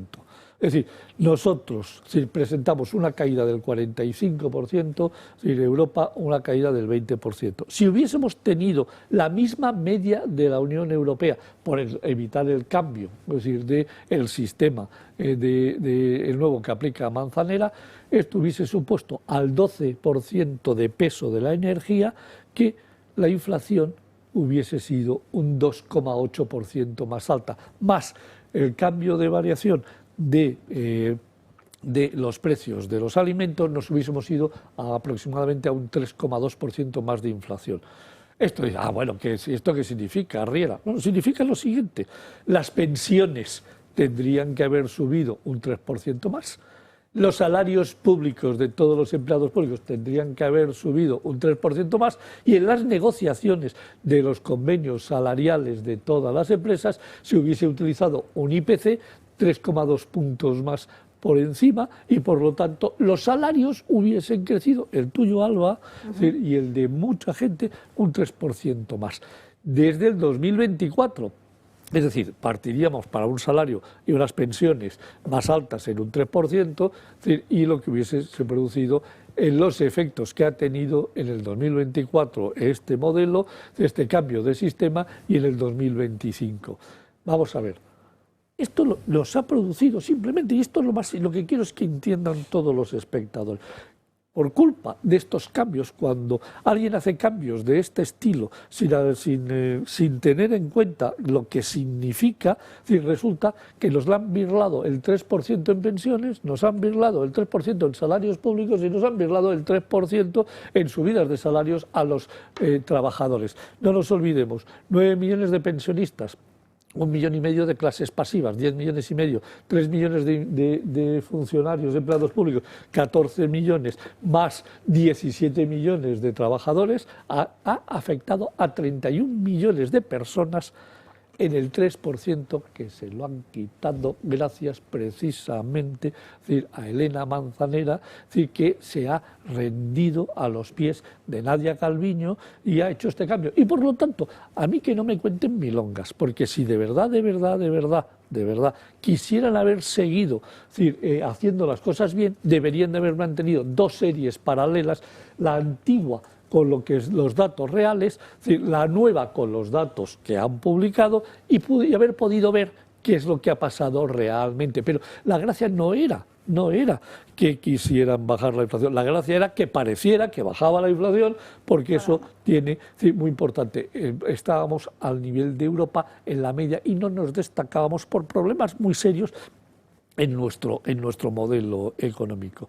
Con lo cual, yo lo que quiero decir a la señora Manzanera, yo lo siento mucho, doña Elena, yo voy a seguir publicando. Y este dato lo publiqué en el 2023, en septiembre del 2023, ya publiqué esta información en el diario El Debate. Si quiere usted, búsquela y la encontrará. Si no, se la pide a todos los directivos del diario El Debate, que se la facilitarán rápidamente. Y el efecto que tiene cada vez que usted hace cosas de este estilo, afecta directamente a la sociedad. El Instituto Nacional de Estadística debe mantener un criterio de transparencia, igualdad y sobre todo de veracidad en los datos. Y si se hacen cambios, que yo los acepto, oiga, mantenga usted dos series paralelas como muchos países lo han hecho cuando han hecho cambios estructurales en este tipo de cosas. A usted no le dio la gana. Yo le escribí y le dije, hágalo usted. Me imagino que la carta está archivada en la P de papelera, es decir, y que no dieron ni orden ni concierto a un comunicado de en aquellos momentos un vulgar economista, que es lo que sigo siendo en estos momentos. Pero eso sí, soy un fedatario de la información pública y lo que hago es explicarle a todo el mundo lo que está pasando. Señores pensionistas, señores empleados públicos y señores trabajadores, les han tangado un 3%. Estoy totalmente en desacuerdo contigo con lo de vulgar economista, pero ya lo discutiremos ahora durante la siguiente pausa de publicidad. A la vuelta de la misma, atención, pendientes de esa reunión entre José Luis Rodríguez Zapatero y Carles Puigdemont, después del órdago lanzado por Junts a cuenta de que Podemos no quiere apoyar esa cesión de la competencia migratoria. Hablaremos de Cataluña y también les mostraremos los datos que nos ha traído Riera para el día de hoy de la deuda del Estado en circulación. En unos minutos. Y si mañana se va la luz otra vez, que no te pille por sorpresa. Con las baterías de Comunidad Solar, tu casa sigue funcionando aunque falle la red eléctrica. No necesitas placas solares ni instalaciones complicadas. Solo conectar, almacenar y tener energía lista cuando más la necesitas. Seguridad, ahorro y tranquilidad, incluso si vives en un piso. Entra en comunidadsolar.es, sección baterías y protégete sin complicaciones o llama al 980 28 12. El Gobierno vuelve a arrodillarse ante los independentistas. El Ejecutivo de Sánchez ha llegado a un acuerdo con Junts para que los trabajadores en empresas de más de 250 empleados atiendan por ley a sus clientes en catalán. Esto quiere decir que una empresa murciana que no tiene ninguna relación con Cataluña tendrá que atender en catalán si un cliente así lo exige. Desde Junts celebran este acuerdo y aseguran que se aplicará en toda España. Si un cliente contrata la luz en Murcia, ¿tiene derecho a que le respondan en catalán si así lo desea? Els catalans hem de tenir els mateixos drets lingüístics que té un castellà, que té un francès, que té un anglès. Per tant, sí, serà a tota Espanya. Sin embargo, la versión del Gobierno es otra muy diferente. El ministro de Consumo, Pablo Bustinduy, aboga por limitar este requisito a aquellas que estén en los territorios donde se reconozcan estas lenguas. La voluntad del Gobierno y del ministerio que yo dirijo es poder garantizar la utilización de las lenguas cooficiales allí donde son reconocidas como tales. Y aunque son versiones completamente contrapuestas, ambos partidos sacan pecho del acuerdo alcanzado. Dice Salvador Illa que se trata de un pacto muy enriquecedor para todos. Es una riqueza común de todos los españoles. Y Gabriel Rufián parece que ha encontrado la solución para aquellas empresas que no tengan ningún trabajador que hable catalán. Nosotros queremos fomentar las lenguas oficiales de este país en todos lados. En Cataluña, evidentemente, pero en todos lados. Es decir, una empresa que esté radicada en Murcia de más de 250 habitantes, si le llama a alguien que quiere hablar en catalán, ¿tiene que tener un empleado que responda en catalán? Es muy fácil, con Google se puede hacer. Google Translate se puede hacer. En todo caso, el acuerdo ha provocado el rechazo empresarial. La COE alerta de que la medida aumentará la carga burocrática y elevará los costes. En fin, fijémonos en esos datos. Natalia Fernández Picado, hay que poner la lupa en de cuántas empresas estaríamos hablando y de a cuánto asciende esa factura, ¿no? Buenos días. Eso es, buenos días, Alba. Pues esta semana, como veíamos, amanecíamos con un nuevo anuncio de Junts, la obligatoriedad de hablar catalán en las empresas que presten atención al cliente. ¿A quién afectaría? Pues a todas aquellas empresas de más de 250 trabajadores, aquellas que tengan una facturación de más de 50 millones anuales o aquellas que presten servicios básicos de interés general. Es importante un pequeño detalle. A esta norma se tendría que acoger a aquellas empresas que cumplan con estos requisitos, estén o no en Cataluña. Un detalle que de momento desde el Gobierno prefieren no aclarar. Ya está bien de demonizar que en este país se utilicen las lenguas oficiales en las relaciones institucionales y en las relaciones también con esas grandes empresas que tienen posibilidad de atender así. ¿Será en toda España o será solo en las comunidades autónomas que tengan lenguas cooficiales? Lo veremos cuando discutamos y debatamos las enmiendas. Y era el propio ministro Pablo Bustinduy quien matizaba ayer que solo se usarían las lenguas cooficiales allí donde se hablasen. Entre las empresas afectadas estarían las eléctricas de suministro de gas o agua, telefónicas, aeronáuticas, ferroviarias, autobuses, servicios postales, plataformas audiovisuales, también servicios financieros y, como no, las aseguradoras. Una medida que también lleva la firma de otras formaciones como Esquerra Republicana, BNG o Bildu. Es una enmienda de todo el mundo, ¿eh? O sea, Junts lo anunció, me consta que lo anunció con ustedes ayer, pero es una enmienda en la que estamos Bildu, BNG, Junts también. Yo me alegra la capacidad que tiene Junts de apropiarse de cosas que... Pero bueno, en fin. Para ello, las empresas ofrecerían cursos de formación en catalán a sus trabajadores, con el consiguiente sobrecoste. Desde la COE ya han mostrado su desacuerdo total y la patronal madrileña CEIM ha emitido un comunicado en el que hablan de intolerable la intromisión del Gobierno en las empresas, siendo un claro atentado contra la libertad empresarial por intereses políticos. Gracias, Natalia. Creo que Josep María Francas quería responder a... No, solo a Nuria, a mi antigua vecina Nogueras, porque... dice una cosa muy interesante, que los catalanes queremos tener los mismos derechos que los castellanes, franceses e ingleses. Bueno, pues me gustaría saber qué francés y qué inglés tiene algún derecho lingüístico en España, porque no conozco ninguno. O sea, un francés o un inglés llama a cualquier empresa española en España, ya sea en Cataluña o en Roncesvalles, y si no sabe castellano tiene el mismo futuro que tengo yo, haciéndome obispo de Sigüenza. Pero cosa que tendría más sentido. Esa comparación no existe. Cosa que tendría más sentido porque un francés, un inglés o un italiano bueno, generalmente no saben hablar español, ¿no? Pero un catalán, todos los catalanes hablan español. Entonces no entiendo esa obligación de que, oye, me tienes que hablar en catalán, pero ¿por qué? ¿Por qué coño te toca hablar en catalán si tú hablas en español y me entiendes perfectamente cuando hablo en español? Esto me recuerda a lo de los pinganillos, los famosos pinganillos que se gastaron, no sé si fueron 300, medio millón de euros en ponerse pinganillos para hablarse entre ellos en el idioma que les diera la gana, cuando todos se entendían un idioma común y luego se salían a fumarse el cigarro al Congreso, afuera del Congreso y estaban todos hablando en castellano.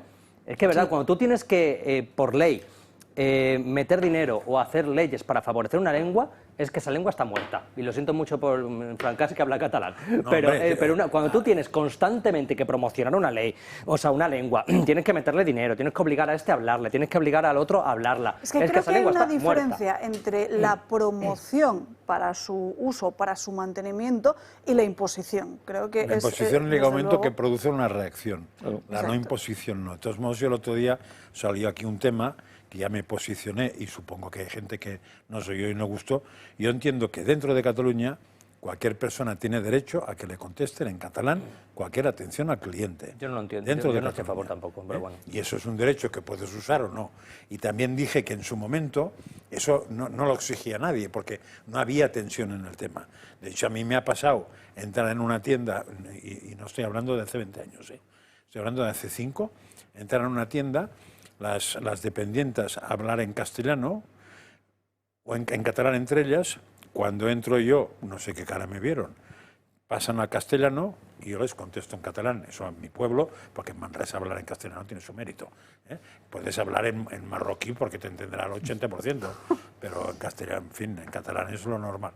Y entonces cambiaron otra vez. O sea, ese tema no era un problema, nunca ha sido un problema en Cataluña, hasta que alguien se ha empeñado en que sea un problema. unos porque han dicho yo no paso por ese tubo y otro ha dicho pues pasarás por el tubo o te vamos a cerrar la tienda. Entonces, como ya es un problema de reivindicación, ya no es racional, es sentimental. Y cuando es sentimental ya no hay nada que pelar. Sí, simplemente dejarme que os dé un dato.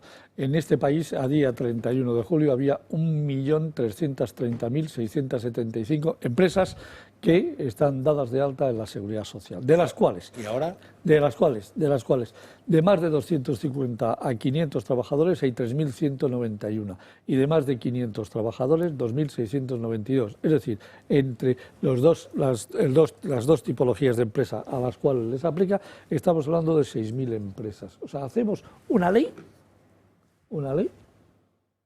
para tocarle la nariz a las 6.000 empresas. Oiga, que hay 1.200.000. O sea, esta es la estupidez a la que llegamos en el nivel. Oiga, no, hacemos una ley. Pero ni con esta estupidez contentamos a los de Junts, que le lanzan un órdago a Sánchez y va rápidamente corriendo Zapatero a reunirse con el expresidente. No creo que se vaya a aprobar eso. También os diré que pues, eso lo he vivido en carne muy cercana, porque me le ha pasado a un hijo mío, que cuando uno de los trabajos que consiguió era un tema de atención telefónica. Entonces, cuando preguntaron qué idiomas hablaba, está en Madrid, vive conmigo, pues dijo castellano, catalán e inglés. Y entonces les interesó mucho el tema del catalán, porque no tenían nadie que hablara catalán. Y hombre, si alguien quiere, pues ya tenemos uno que además resuelve. O sea, que es la típica cosa, que es un añadido que va bien profesionalmente, pero cuando es una obligación tenemos un problema. Porque entonces produce una reacción, que es lo que decía Isaac. ¿Por qué coño yo, si en Cataluña, en Barcelona y en tal, es oficial el castellano, lo mismo que en Madrid y que en Zaragoza, por qué tengo que pasarme al otro? Claro, eso lo entiendo. Sí, pero también entiendo que un catalán diga, pues si en Cataluña es oficial el castellano y el catalán, ¿por qué puñeta no me pueden atender en catalán? Pero pues llegamos al ridículo de tener que hacer una ley que afecta a 6.000 empresas para darle el gustirrinín. Eso es para humillar.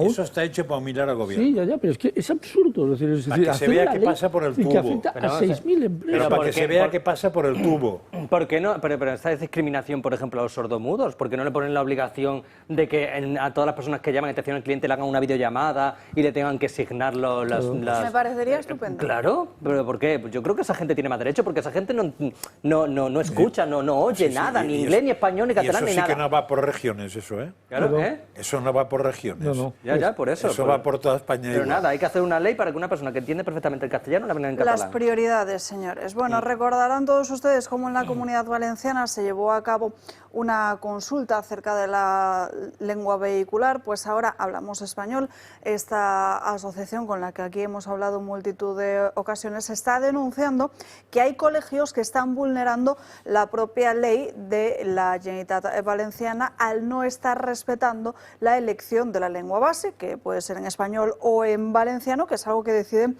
las propias familias, los padres del alumno. Según Hablamos Español, estos incumplimientos van desde líneas educativas impuestas a valenciano, a pesar de que se había elegido, como digo, el español, hasta la imposición de asignaturas clave, entre las que están las famosas asignaturas troncales que se dan en una lengua distinta a la solicitada.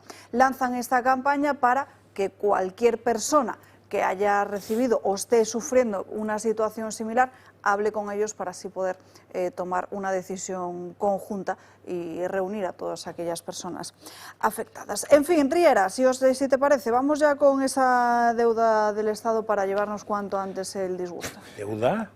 Deuda, sí, del Estado, sí. A ver, es que, vamos a ver.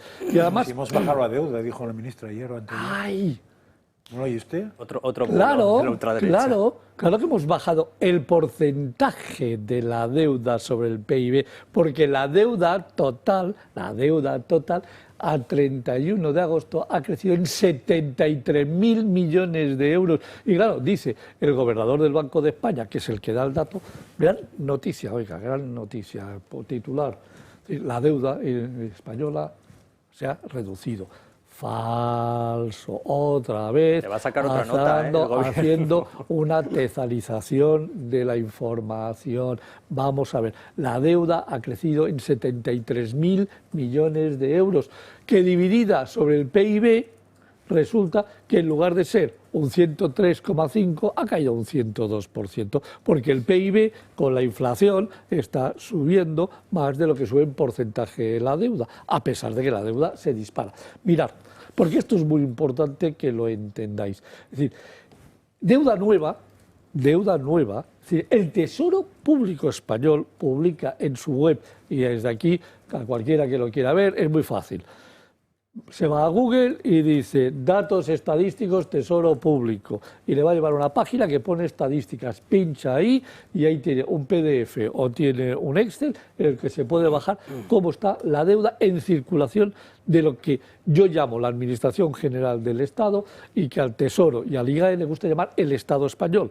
Para mí el Estado español lo compone la Administración General, lo componen las comunidades autónomas y lo componen las corporaciones. Sí. Pero internamente se le llama Estado español, el Tesoro Público llama a la Administración General del Estado, que incluye la Administración Central, los organismos autónomos y la Seguridad Social. 73.362 millones de euros de deuda nueva. Una auténtica barbaridad. 8 meses son a 9.000 millones de euros todos los meses consecutivos, uno detrás de otro. Pero fijaros que el Tesoro no ha tenido que pedir 73.000 millones, ha tenido que pedir 225.415 millones de euros prestados, porque nos han vencido 152.000 millones y no teníamos dinero para pagarlo. Es decir, hemos tenido que pedir 73.000 millones para poder pagar a los funcionarios, para poder pagar a los empleados públicos, a los pensionistas, para poder pagar todo lo que es la Administración General del Estado y pedir 152.000 millones. Oiga, présteme 150.000 millones más, porque tengo que pagar a los anteriores. Sí, 2 euritos. Sí. En total, 225.000 millones. Esto significa que hemos pedido... 225.000 millones más. No, total. Es decir, hemos pedido en 225.000 millones en este año. Pero que la deuda total es mucho. La deuda total... No, porque también amortiza deuda. 1.691.000 será un 120%. No, 104. 103. Ahora Ramón, 102 según el Banco de España. Con esa petición también es para amortizar... No, es para pagar la deuda... Sí, porque como no tengo dinero para amortizarla... Tienes que volver a emitir bonos. Evidentemente. Pero entonces lo que he tenido que pedir son el 14% del Producto Interior Bruto en préstamos.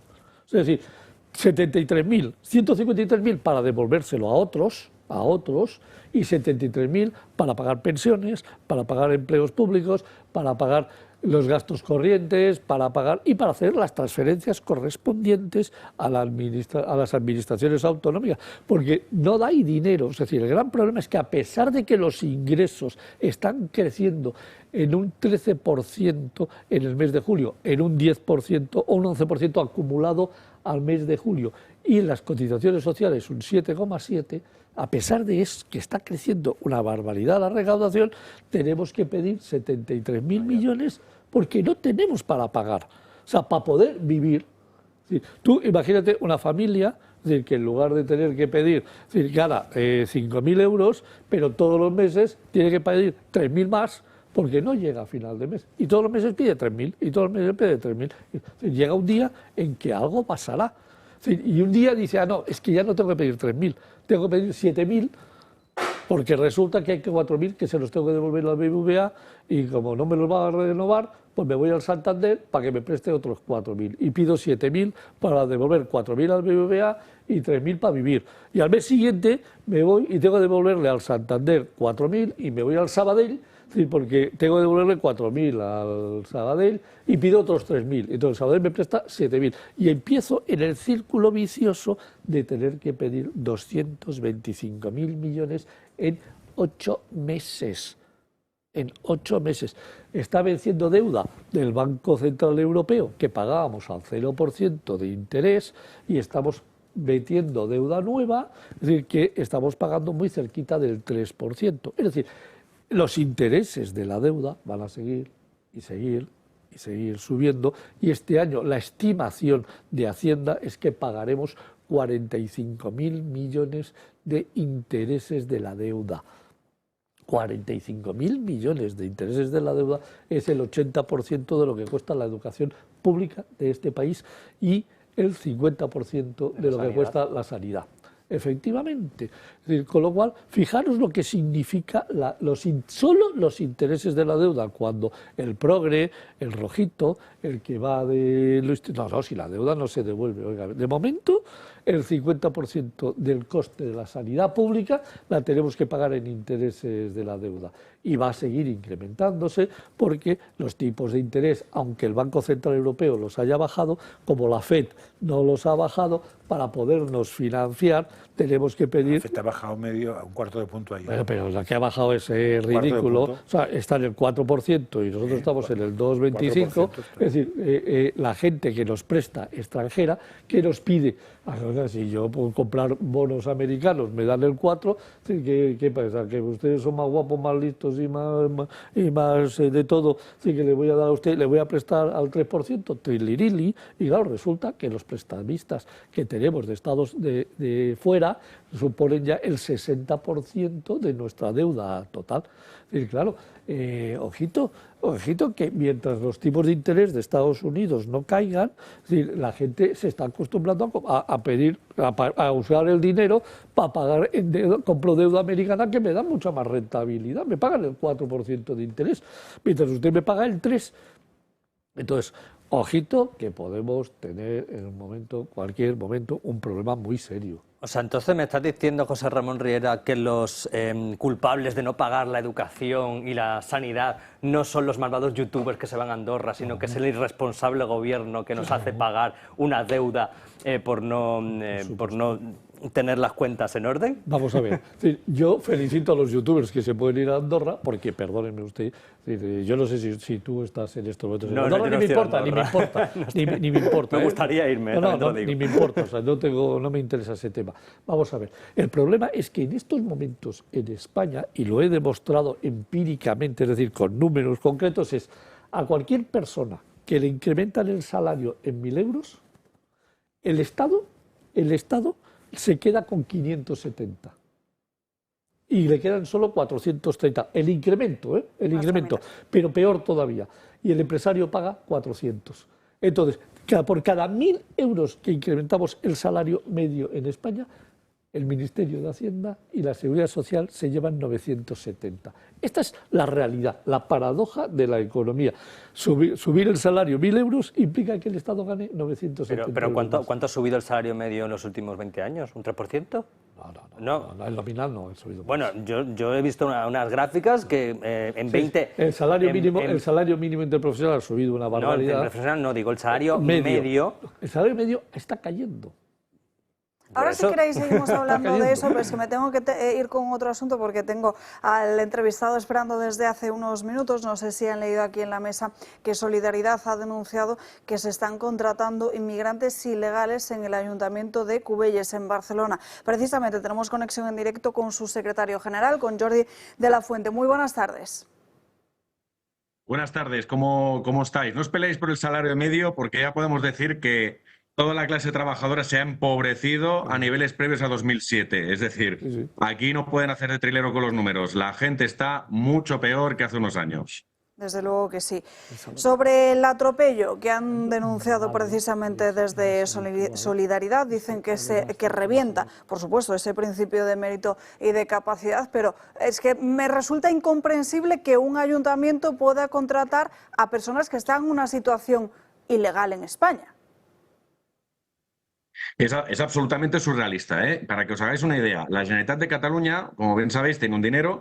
Este dinero lo pasa a el Servicio de Ocupación de Cataluña, el SOC, que es, digamos, el INEM, ¿no?, de aquí, y con ello financia, subvenciona contrataciones de irregulares que tienen que ser extracomunitarios en los ayuntamientos de Cataluña, ¿no? Y para esto destina la friolera de 19 millones de euros.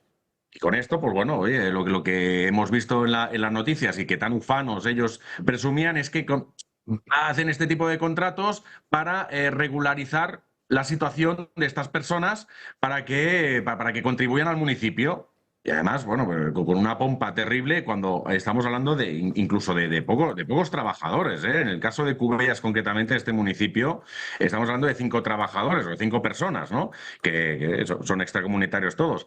Pero tenemos casi 800, 700 y muy largas personas que están en paro en Cubellas, y no cuento las que están de fijo discontinuo. Con lo cual, ¿qué necesidad hay de montar toda esta opereta y titulares y fotos y para 5 personas que no tienen absolutamente nada que ver con el municipio y que dudo mucho que vayan a aportar una gran riqueza, un gran enriquecimiento, ¿no? No, desde luego, porque el tipo de trabajo entiendo que es para el propio ayuntamiento, que desde luego no sé ni siquiera si resulta necesario. Evidentemente, bueno, porque ya tiene una plantilla bastante nutrida, luego donde no llega el ayuntamiento tienen el Consejo Comarcal, donde no llega el Consejo Comarcal tienen la Diputación de Barcelona, donde no llega también tiene la Generalitat. Es decir, imagínense los niveles de administración y cuánto dinerito se puede pedir para aplicar programas que realmente valga la pena, ¿no? Lo que para el Sindicato Solidaridad es absurdo es... Si tenemos un 8% de paro en Cataluña, el resto de España en general, ¿no?, es un 10,3%. Por aquí se supone que tenemos un 8% de paro, 350.000 personas que están en paro. Sin contar, insisto, fijos discontinuos, los que están en ERTE, los que están en búsqueda activa pero no tienen trabajo, porque a esto no se los cuenta, ¿de acuerdo? Los números no se hacen como tendría que ser por parte de los gobiernos.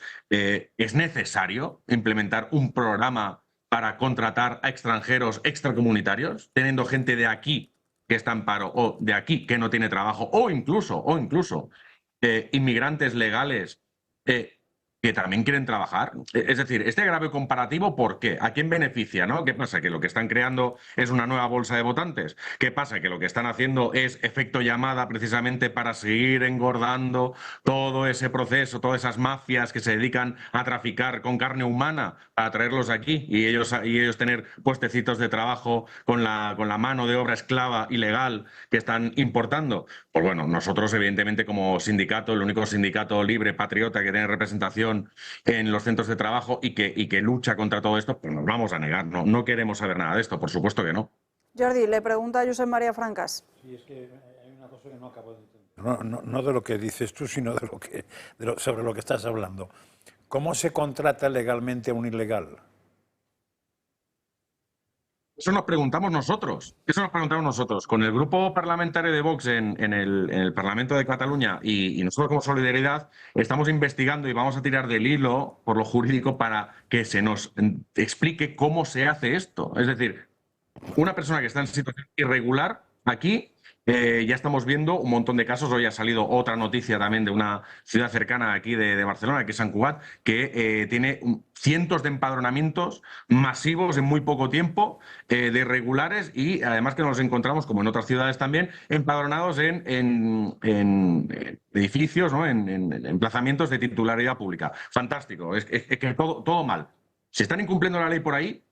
Parece ser que siguen incumpliendo la ley contratando a personas que están en situación irregular. Claro, no, los contrato para que sean regulares. Pero a ver, pero es que a ver cómo lo haces. De hecho, es que es gracioso incluso los criterios que utilizan para seleccionar este personal, ¿no? Este personal cualificado que viene a pagarnos las pensiones y que viene a enriquecer nuestra cultura, le hace todo esto con ironía.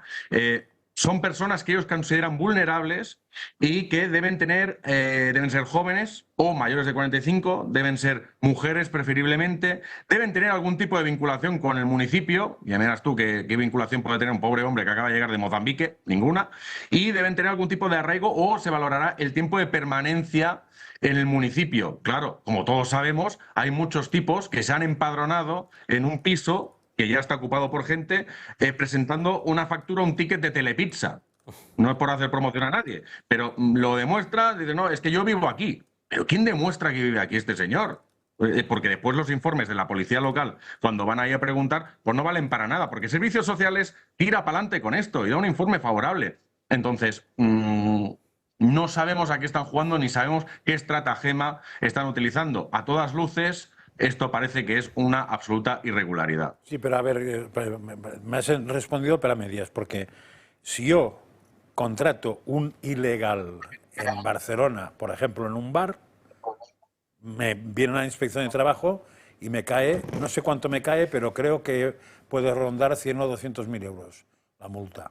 O sea, porque está mal. Entonces, yo solo puedo, que sepa yo, por eso te pregunto a ti, que sepa yo, solo puedo contratar a aquella gente que ya está legalizada. A ver, hasta una no, cosa. no que esté empadronada, que eso no es legalizar a nadie. Exacto. Empadronar quiere decir Exacto. que tienes educación y sanidad. Legalizar es que tengas lo que llaman los papeles. Entonces ahí puedo pensar. Sí, porque a ver, hasta donde yo sé, si me corrige José Ramón Riera o alguien, pero hasta donde yo sé, cuando tú haces una especie de contrato, precontrato a un inmigrante ilegal, se inicia automáticamente un proceso de regularización de esa persona. Creo que es una de las formas para que esa persona consiga papeles, el que un empresario tenga al menos la voluntad o la intención de hacer un contrato, ¿no? Si tú le haces una propuesta de Pero no la contrato, administración pública. Bueno, vamos a ver, en la empresa privada, si le haces una oferta de trabajo, con esa oferta de trabajo, un inmigrante puede iniciar el proceso. ¿Y puede trabajar? No puede hasta que no tenga el puede iniciar el proceso, hasta que acabe el proceso. El proceso de regularización. Sí, con una oferta de trabajo. Él inicia el proceso. Inicia el proceso, se le concede y a partir de ahí se le puede ¿Cuánto puede tardar en concederse el proceso? En ese momento, con esa oferta de trabajo y un documento oficial de la empresa, 2-3 meses. Tenemos que dejarlo aquí, señores. Jordi de la Fuente, muchísimas gracias por atendernos en esta mañana. Tenemos que seguir muy pendientes de todo lo que están denunciando desde Solidaridad, porque desde luego estas cosas son un absoluto drama y enfadan a cualquiera. Última pausa de publicidad y volvemos.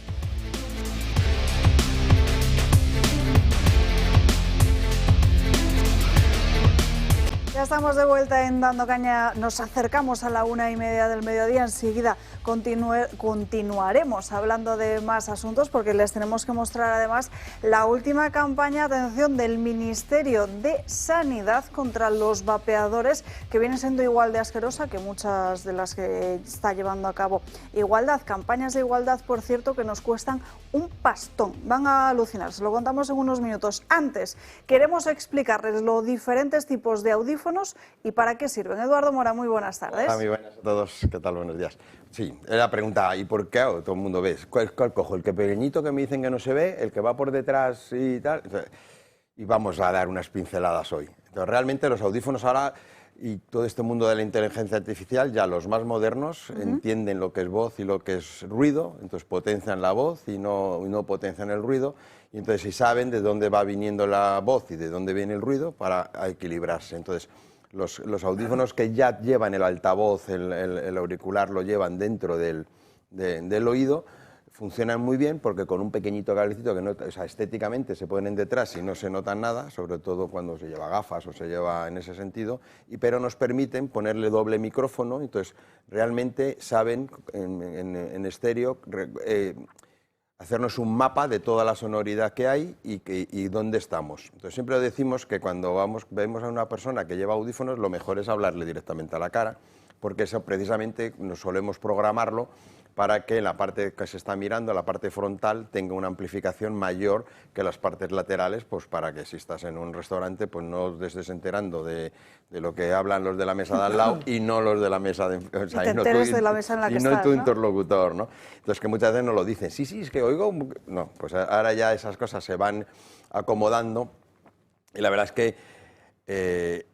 siempre lo decimos, si ya llevas audífono, hay planes de renove, o sea, aprovechamos el audífono para poner estas nuevas tecnologías que nos dan un confort auditivo, de verdad, un salto generacional ha habido ahora en este último año muy alto, ¿no? Y si ya es la primera vez que vamos a poner audífono, por supuesto, ir a este tipo de tecnología que nos permite clarificar y realmente oír casi como oye las personas que oyen bien.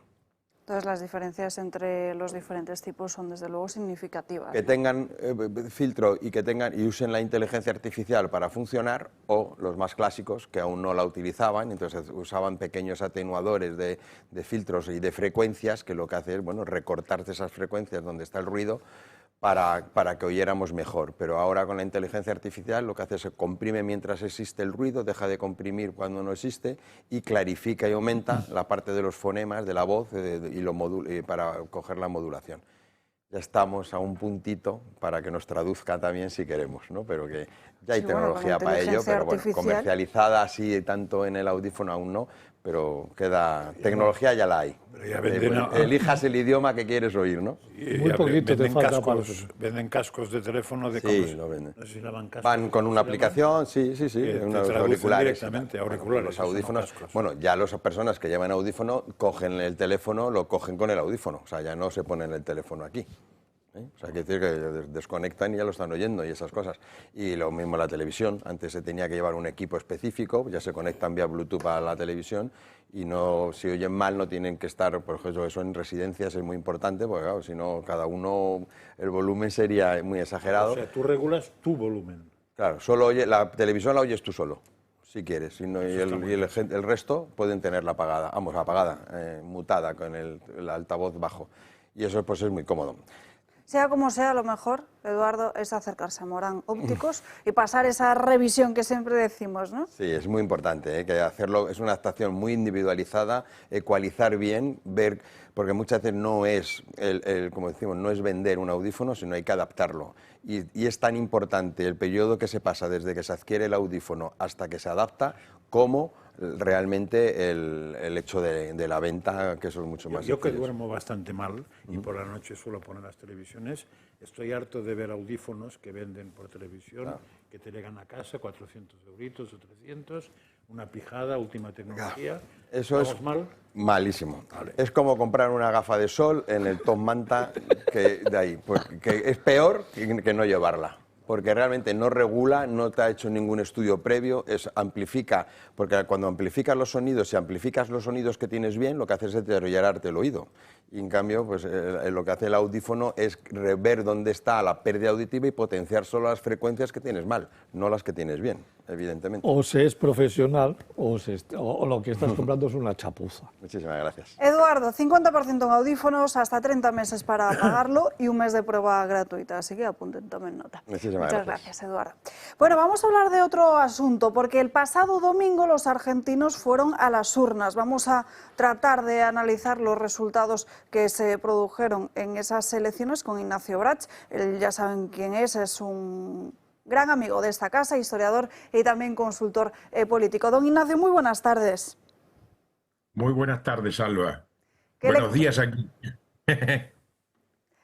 ¿Qué lectura, le preguntaba, qué lectura hace de estas elecciones del pasado domingo? Bueno, las elecciones fueron una paliza para el gobierno de Javier Milei.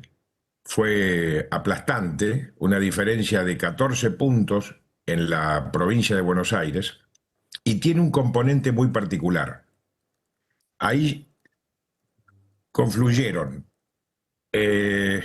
errores propios del gobierno, del propio presidente Milei, que nacionalizó una elección, casi la planteó como un plebiscito a su gestión, una elección que era provincial, es decir, era circunscripta a la provincia de Buenos Aires, donde se elegían legisladores para la legislatura de la provincia de Buenos Aires y concejales. El hecho es que a eso tenemos que sumarle la situación económica. Milei asumió en el 2023, o sea, la fórmula Milei-Villarruel asumió en el 2023 con un mandato claro de la sociedad. Y yo creo, este es un análisis muy particular mío, Milei nunca tomó conciencia que él fue un instrumento y un emergente de la sociedad argentina que estaba cansado, harto de ese populismo que el kirchnerismo había llevado a la Argentina. Ese instrumento le sirvió a Milei en un discurso disruptivo en la campaña para que muchos argentinos lo votaran de una manera transversal, inclusive ganando en bastiones donde había ganado históricamente el peronismo. El hecho es que a partir de ese momento, Milei siguió con la misma discursiva con la cual había ganado la elección. Es decir, no vio la diferenciación que era ganar la elección a gobernar. ¿Por qué digo esto? Al poco tiempo comenzó la descalificación de su propia vicepresidente, Victoria Villarroel, que ya lo había acompañado cuando entraron a la Cámara de Diputados en el 2021.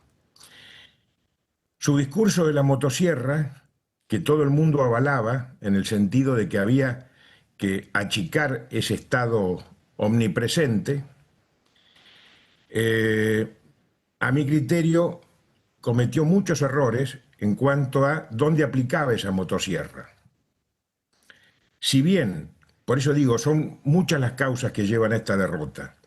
En lo económico, ordenó la macroeconomía, pero esa macroeconomía no llegó a la microeconomía, es decir, al ciudadano de a pie.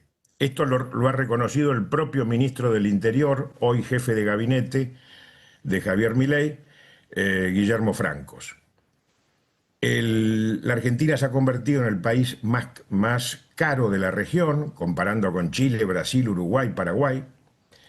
El déficit cero, que es su objetivo, lo han mantenido, pero a un costo muy alto, con una recesión y una retracción en el consumo de los sectores medios muy fuertes. A este elemento económico vamos a hacer o nos referenciamos a los hechos y a los errores políticos cometidos por el gobierno. Su discurso contra la casta, que era muy bien tomado por la población en el 2023, se vio en parte defraudado porque gran parte de esa casta se recicló en el gobierno de Javier Milei, ya sean las primeras líneas, segundas y terceras líneas de la administración.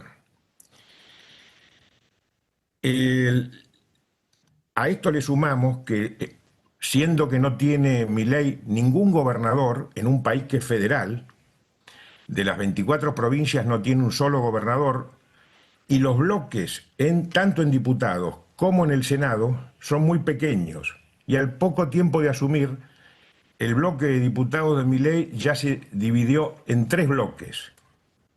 Lo mismo sucedió en el Senado. Ahora Milei en el Senado tiene solamente 7 senadores de 77, creo que son. En el armado yendo a la elección, en el armado de las listas para la elección provincial de la provincia de Buenos Aires, él delegó todo, y esto lo ha hecho prácticamente desde el principio de su gestión, el accionar político en su hermana, hoy secretaria general de la presidencia.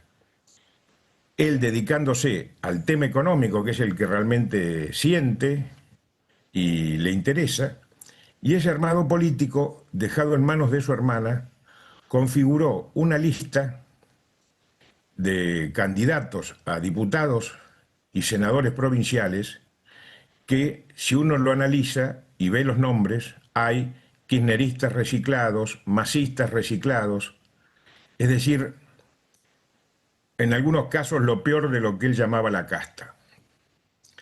Esto aquí llevó a un descontento por parte de gran sector de sus votantes en el 2023, que llevaron a que la abstención en la elección fuera prácticamente del 40%, es decir, gente que no fue a votar. Del padrón electoral de la provincia de Buenos Aires votó el 60%.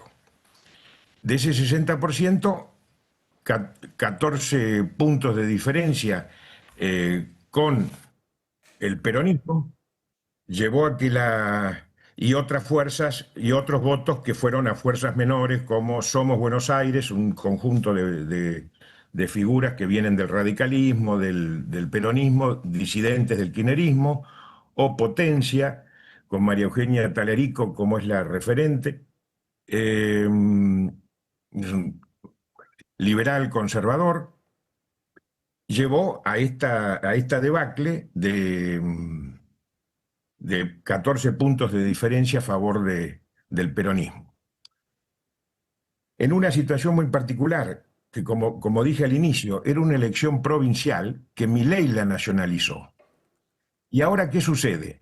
En octubre, 26 de octubre, tenemos las elecciones nacionales, que allí sí se eligen diputados nacionales y senadores en varias provincias. Es lo que le quería preguntar, don Ignacio. ¿Cuál es la perspectiva que tenemos para esas elecciones legislativas en octubre? Bueno, es difícil, sobre todo en un país como la Argentina, hacer futurología. Pero si me preguntas, Alba, yo digo que el gobierno la tiene muy complicada. ¿Por qué? Las listas de candidatos ya están armadas, las alianzas ya están armadas, y Milei tiene solo un acuerdo con 4 provincias: Mendoza, Corrientes, Chaco, y la ciudad de Buenos Aires con el PRO. Ahora, ¿qué sucede? Como dije al inicio, el armado de esas listas y de esas alianzas fueron hechas por Karina Milei y su equipo, donde no deja posibilidad de acuerdo y donde enfrenta a gobernadores de la oposición que lo han acompañado el año pasado en casi todas las votaciones. Pensemos que teniendo una minoría absoluta parlamentaria, logró sacar de las 16 leyes bases que él había presentado 14, y lo han acompañado en ese primer año de gobierno, a la cual Milei no consideró y seguía tratándolos como la casta. Eso ha producido que hoy esos aliados que tuvo ya no los tenga, por lo menos hasta el momento. Ayer se dieron, y este es otro elemento que influyó a mi criterio en la derrota, ayer se produjo en la Cámara de Diputados, y hoy va a ir al Senado, que se va a repetir la misma situación, que no es fácil unificar los 2/3 de diputados para rechazar un veto presidencial. Y se rechazaron ayer 2 vetos.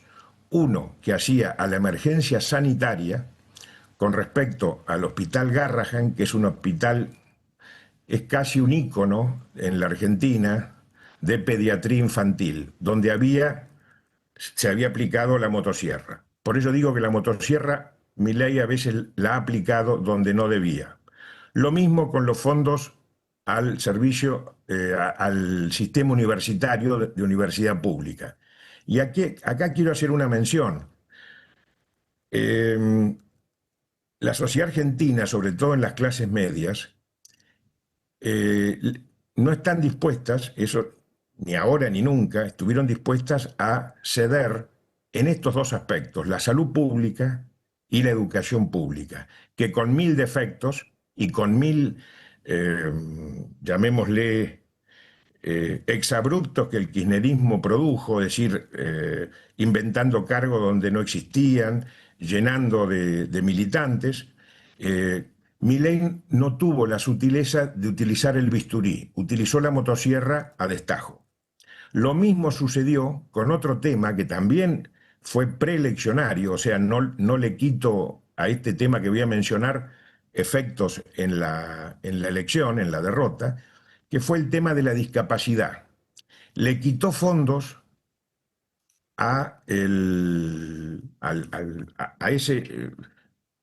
dentro del presupuesto, le quitó fondos destinados a los discapacitados, de una manera, a mi criterio, muy torpe. ¿Por qué?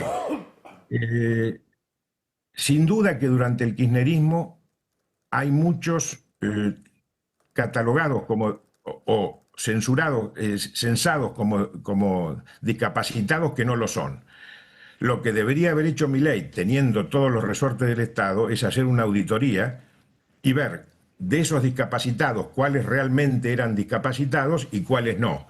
Y luego de eso exponerlo públicamente y decirle, mírese a los argentinos, estos que están como discapacitados en realidad es una farsa. No, ¿cuál fue la decisión del gobierno de Milei? Anular todas las pensiones sobre discapacidad y llamar a un empadronamiento, con todo lo que implica en los casos de familias con hijos con problemas de motrices, mentales o discapacidades físicas. Pues don Ignacio, disculpe que le interrumpe, pero es que se nos agota el tiempo y no puedo seguir charlando con usted, pero me comprometo a que en octubre hablemos para ver qué pasa finalmente en Argentina. Le enviamos un fortísimo abrazo. Gracias, Alba, y un abrazo a Julio Ariza y a José Javier Esparza. Será dado, por supuesto.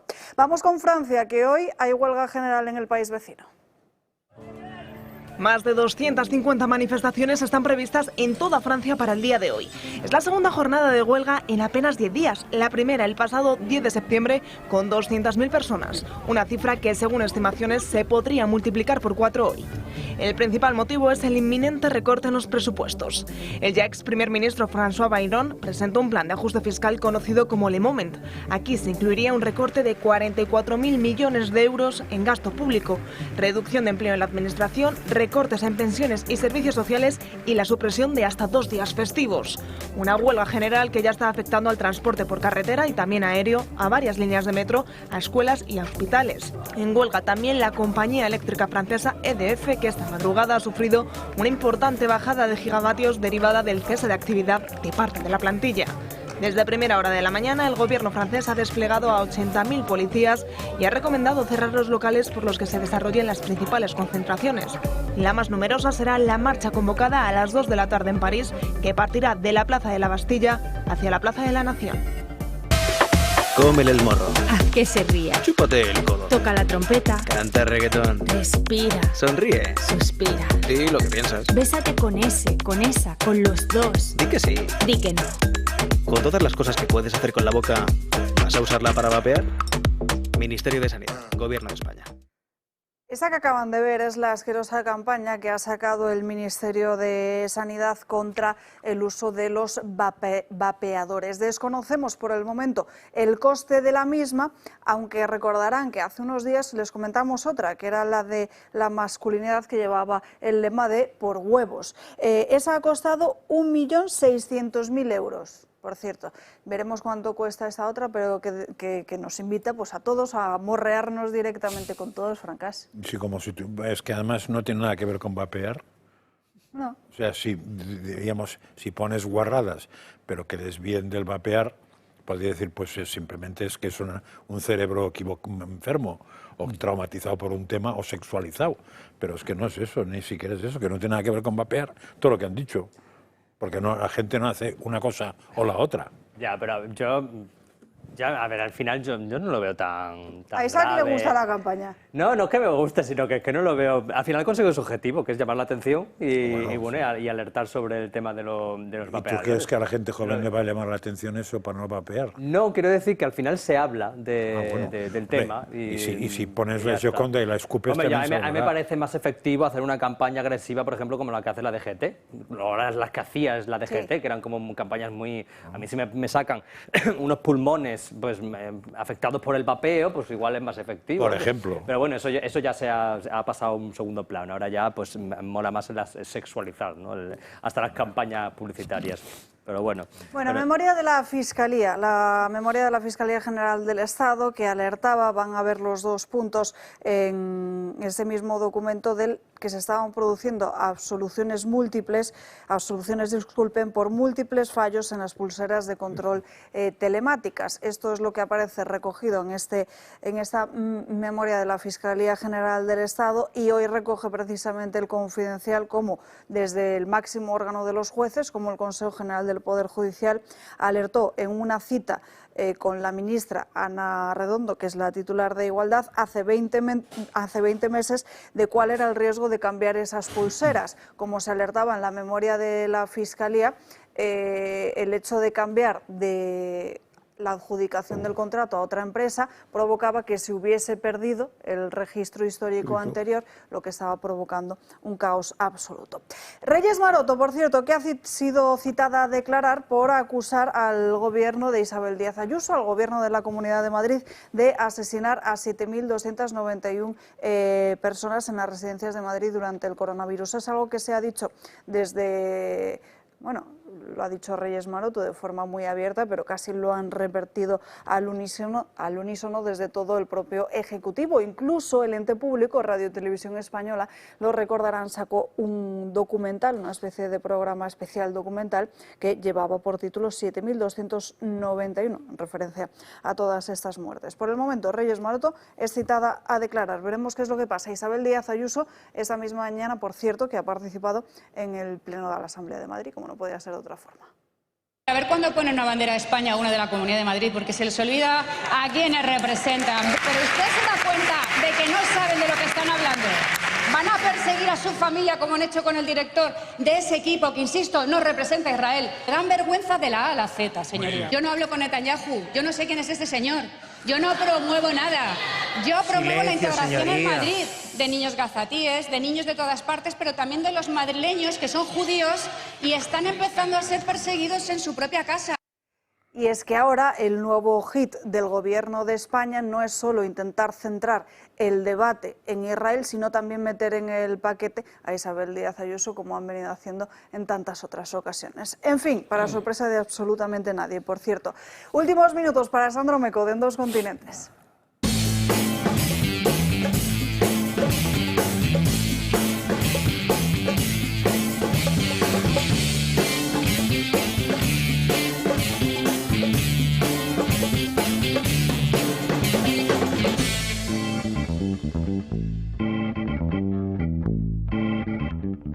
Bueno, yo hay algo que voy a compartir hoy con todos los espectadores, que es el hecho de que mi sueño siempre ha sido ser presentador y concretamente pues de este estilo que se llama Late Night, que combina un poco la información con el entretenimiento.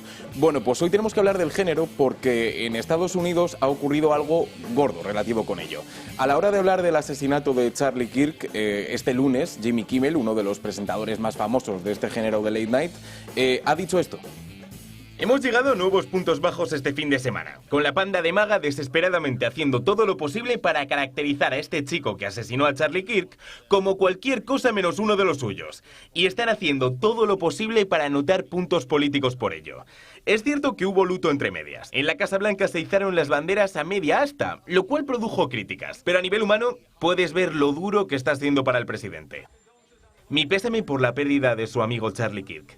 ¿Puedo preguntarle, señor, cómo lo está llevando a nivel personal en el último día y medio? Creo que muy bien. Y por cierto, puedes ver ahí a los camiones al lado. Están comenzando la construcción del nuevo salón de baile de la Casa Blanca, que es algo que han tratado de hacer durante 150 años. Y va a ser maravilloso. Sí, por supuesto. Está en la cuarta fase del duelo, la construcción. Está la demolición, la construcción. No es así como un hombre adulto está de luto por la muerte de un amigo. Es como un niño de 4 años está de luto por la muerte de un pez dorado. Vale, he puesto el clip completo porque ha habido dudas sobre qué parte de este comentario había sido el que había enfadado a los republicanos. En un primer momento podría parecer que ha sido esa burla a Donald Trump porque habría fingido que le importa mucho el asesinato de Charlie Kirk y luego en cambio está centrado en la ampliación de la Casa Blanca y la construcción de ese salón de baile. No es así. Lo importante es la primera parte, porque en esa primera parte lo que Jimmy Kimmel dice es que todos estos republicanos MAGA, es decir, de la ideología de Donald Trump y del movimiento de Donald Trump, han querido sacar rédito político del asesinato de Charlie Kirk y lo están utilizando para precisamente ganar este tipo de ventaja. Bien, esto por supuesto ha generado un enfado republicano tremendo y ha provocado la suspensión de momento absoluta por parte del programa de Jimmy Kimmel Live. Bien, esto por supuesto ha desatado una batalla tremenda, porque si ya de por sí la sociedad en Estados Unidos está polarizada, con el asesinato de Charlie Kirk el nivel ha aumentado. Bien, pues el hombre que parece que va a ser el candidato demócrata a las elecciones de 2028, el gobernador de California, Gavin Newsom, tenía esto que decir en su cuenta de X. Ha enumerado una serie de cuestiones, ha asumido y ha dicho que el Partido Republicano está acosando y controlando las plataformas de los medios, despidiendo a los comentaristas, cancelando espectáculos, que no son coincidencias, que está coordinado y que es peligroso, que los republicanos no creen en la libertad de expresión y que te están censurando en tiempo real. Bien, lo que los republicanos argumentan es que esto no tiene nada que ver con la libertad de expresión, sino que están hablando pues precisamente en tono irónico, en tono aparentemente de diversión, del asesinato de uno de los suyos, del asesinato de Charlie Kirk. Bien, incluso si asumimos que esto pueda ser una falta contra la libertad de expresión, los republicanos tienen otro argumento. No sé si recuerdan que en el año 2023 la Fox News despidió a Tucker Carlson precisamente por algo parecido, porque la cadena tenía una visión y Tucker Carlson tenía otra. Bien, pues los republicanos han dicho que en 2023, no sé si recuerdan cuál era su reacción. La congresista Alexandria Ocasio-Cortez tenía esta que están a punto de ver. Han despedido a Tucker Carlson de Fox News. No le podría haber ocurrido un tío mejor. Lo que sí que diré es que, aunque estoy muy contenta de que le haya ocurrido esto a la persona que es responsable de algunas de las amenazas de muerte más contundentes o más violentas, no solo hacia mi oficina, sino a mucha gente en todo el país, también estoy como sentada en el cine, viendo una de las películas de Marvel y esperando a ver qué ocurre al final de los créditos, por si veo la mano de un villano emergiendo de las ruinas y agarrándose a las mismas, dando señales de vida. Pero desplataformar funciona y es importante, así que ahí está. Pueden ocurrir cosas buenas. Es decir, lo que Ocasio-Cortez decía en ese momento es que, oye, que eliminar la plataforma que pueda tener Tucker Carlson para hacer su programa o difundir sus ideas estaba bien, pero que ahora con Kimmel es todo lo contrario. Así que ahora mismo, Alba, la batalla en Estados Unidos, otra más, es esta.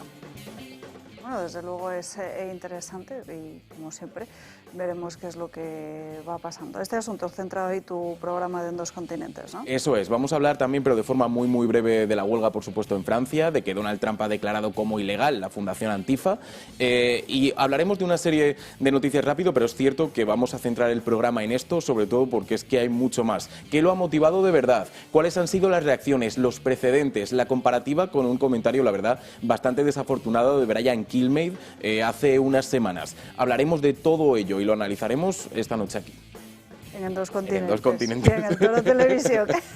Por cierto, que se nos han quedado muchos asuntos fuera. Uno de ellos es la corrupción del entorno del presidente, concretamente Begoña Gómez, porque es la cuestión de portada de Objective de esa misma mañana, que se ha fijado en un antecedente, que es una sentencia del Tribunal Supremo que abriría la puerta a condenar de prisión a Begoña Gómez. Se trata de una sentencia que se refiere, tal y como cuenta esta información, que se produjo en casos muy similares en dos ayuntamientos y dos personas, que tienen que ver con el Partido Socialista, y que sentaría un precedente si alguna de las defensas o alguna de las partes pide precisamente que se produzca ese ingreso en prisión. Estamos hablando de dos concejales socialistas de Paiporta que contrataron también a empleados municipales para otros trabajos que no tenían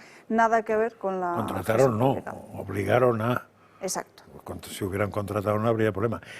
No sé si vosotros os acordáis de que pasó algo también con este chico, con el tal Iglesias y la tal Montero, sí, con el chofer, la niñera o no sé qué, que tenía que hacer trabajos que no parece que fueran, pues esos... No ha pasado nada, ¿no?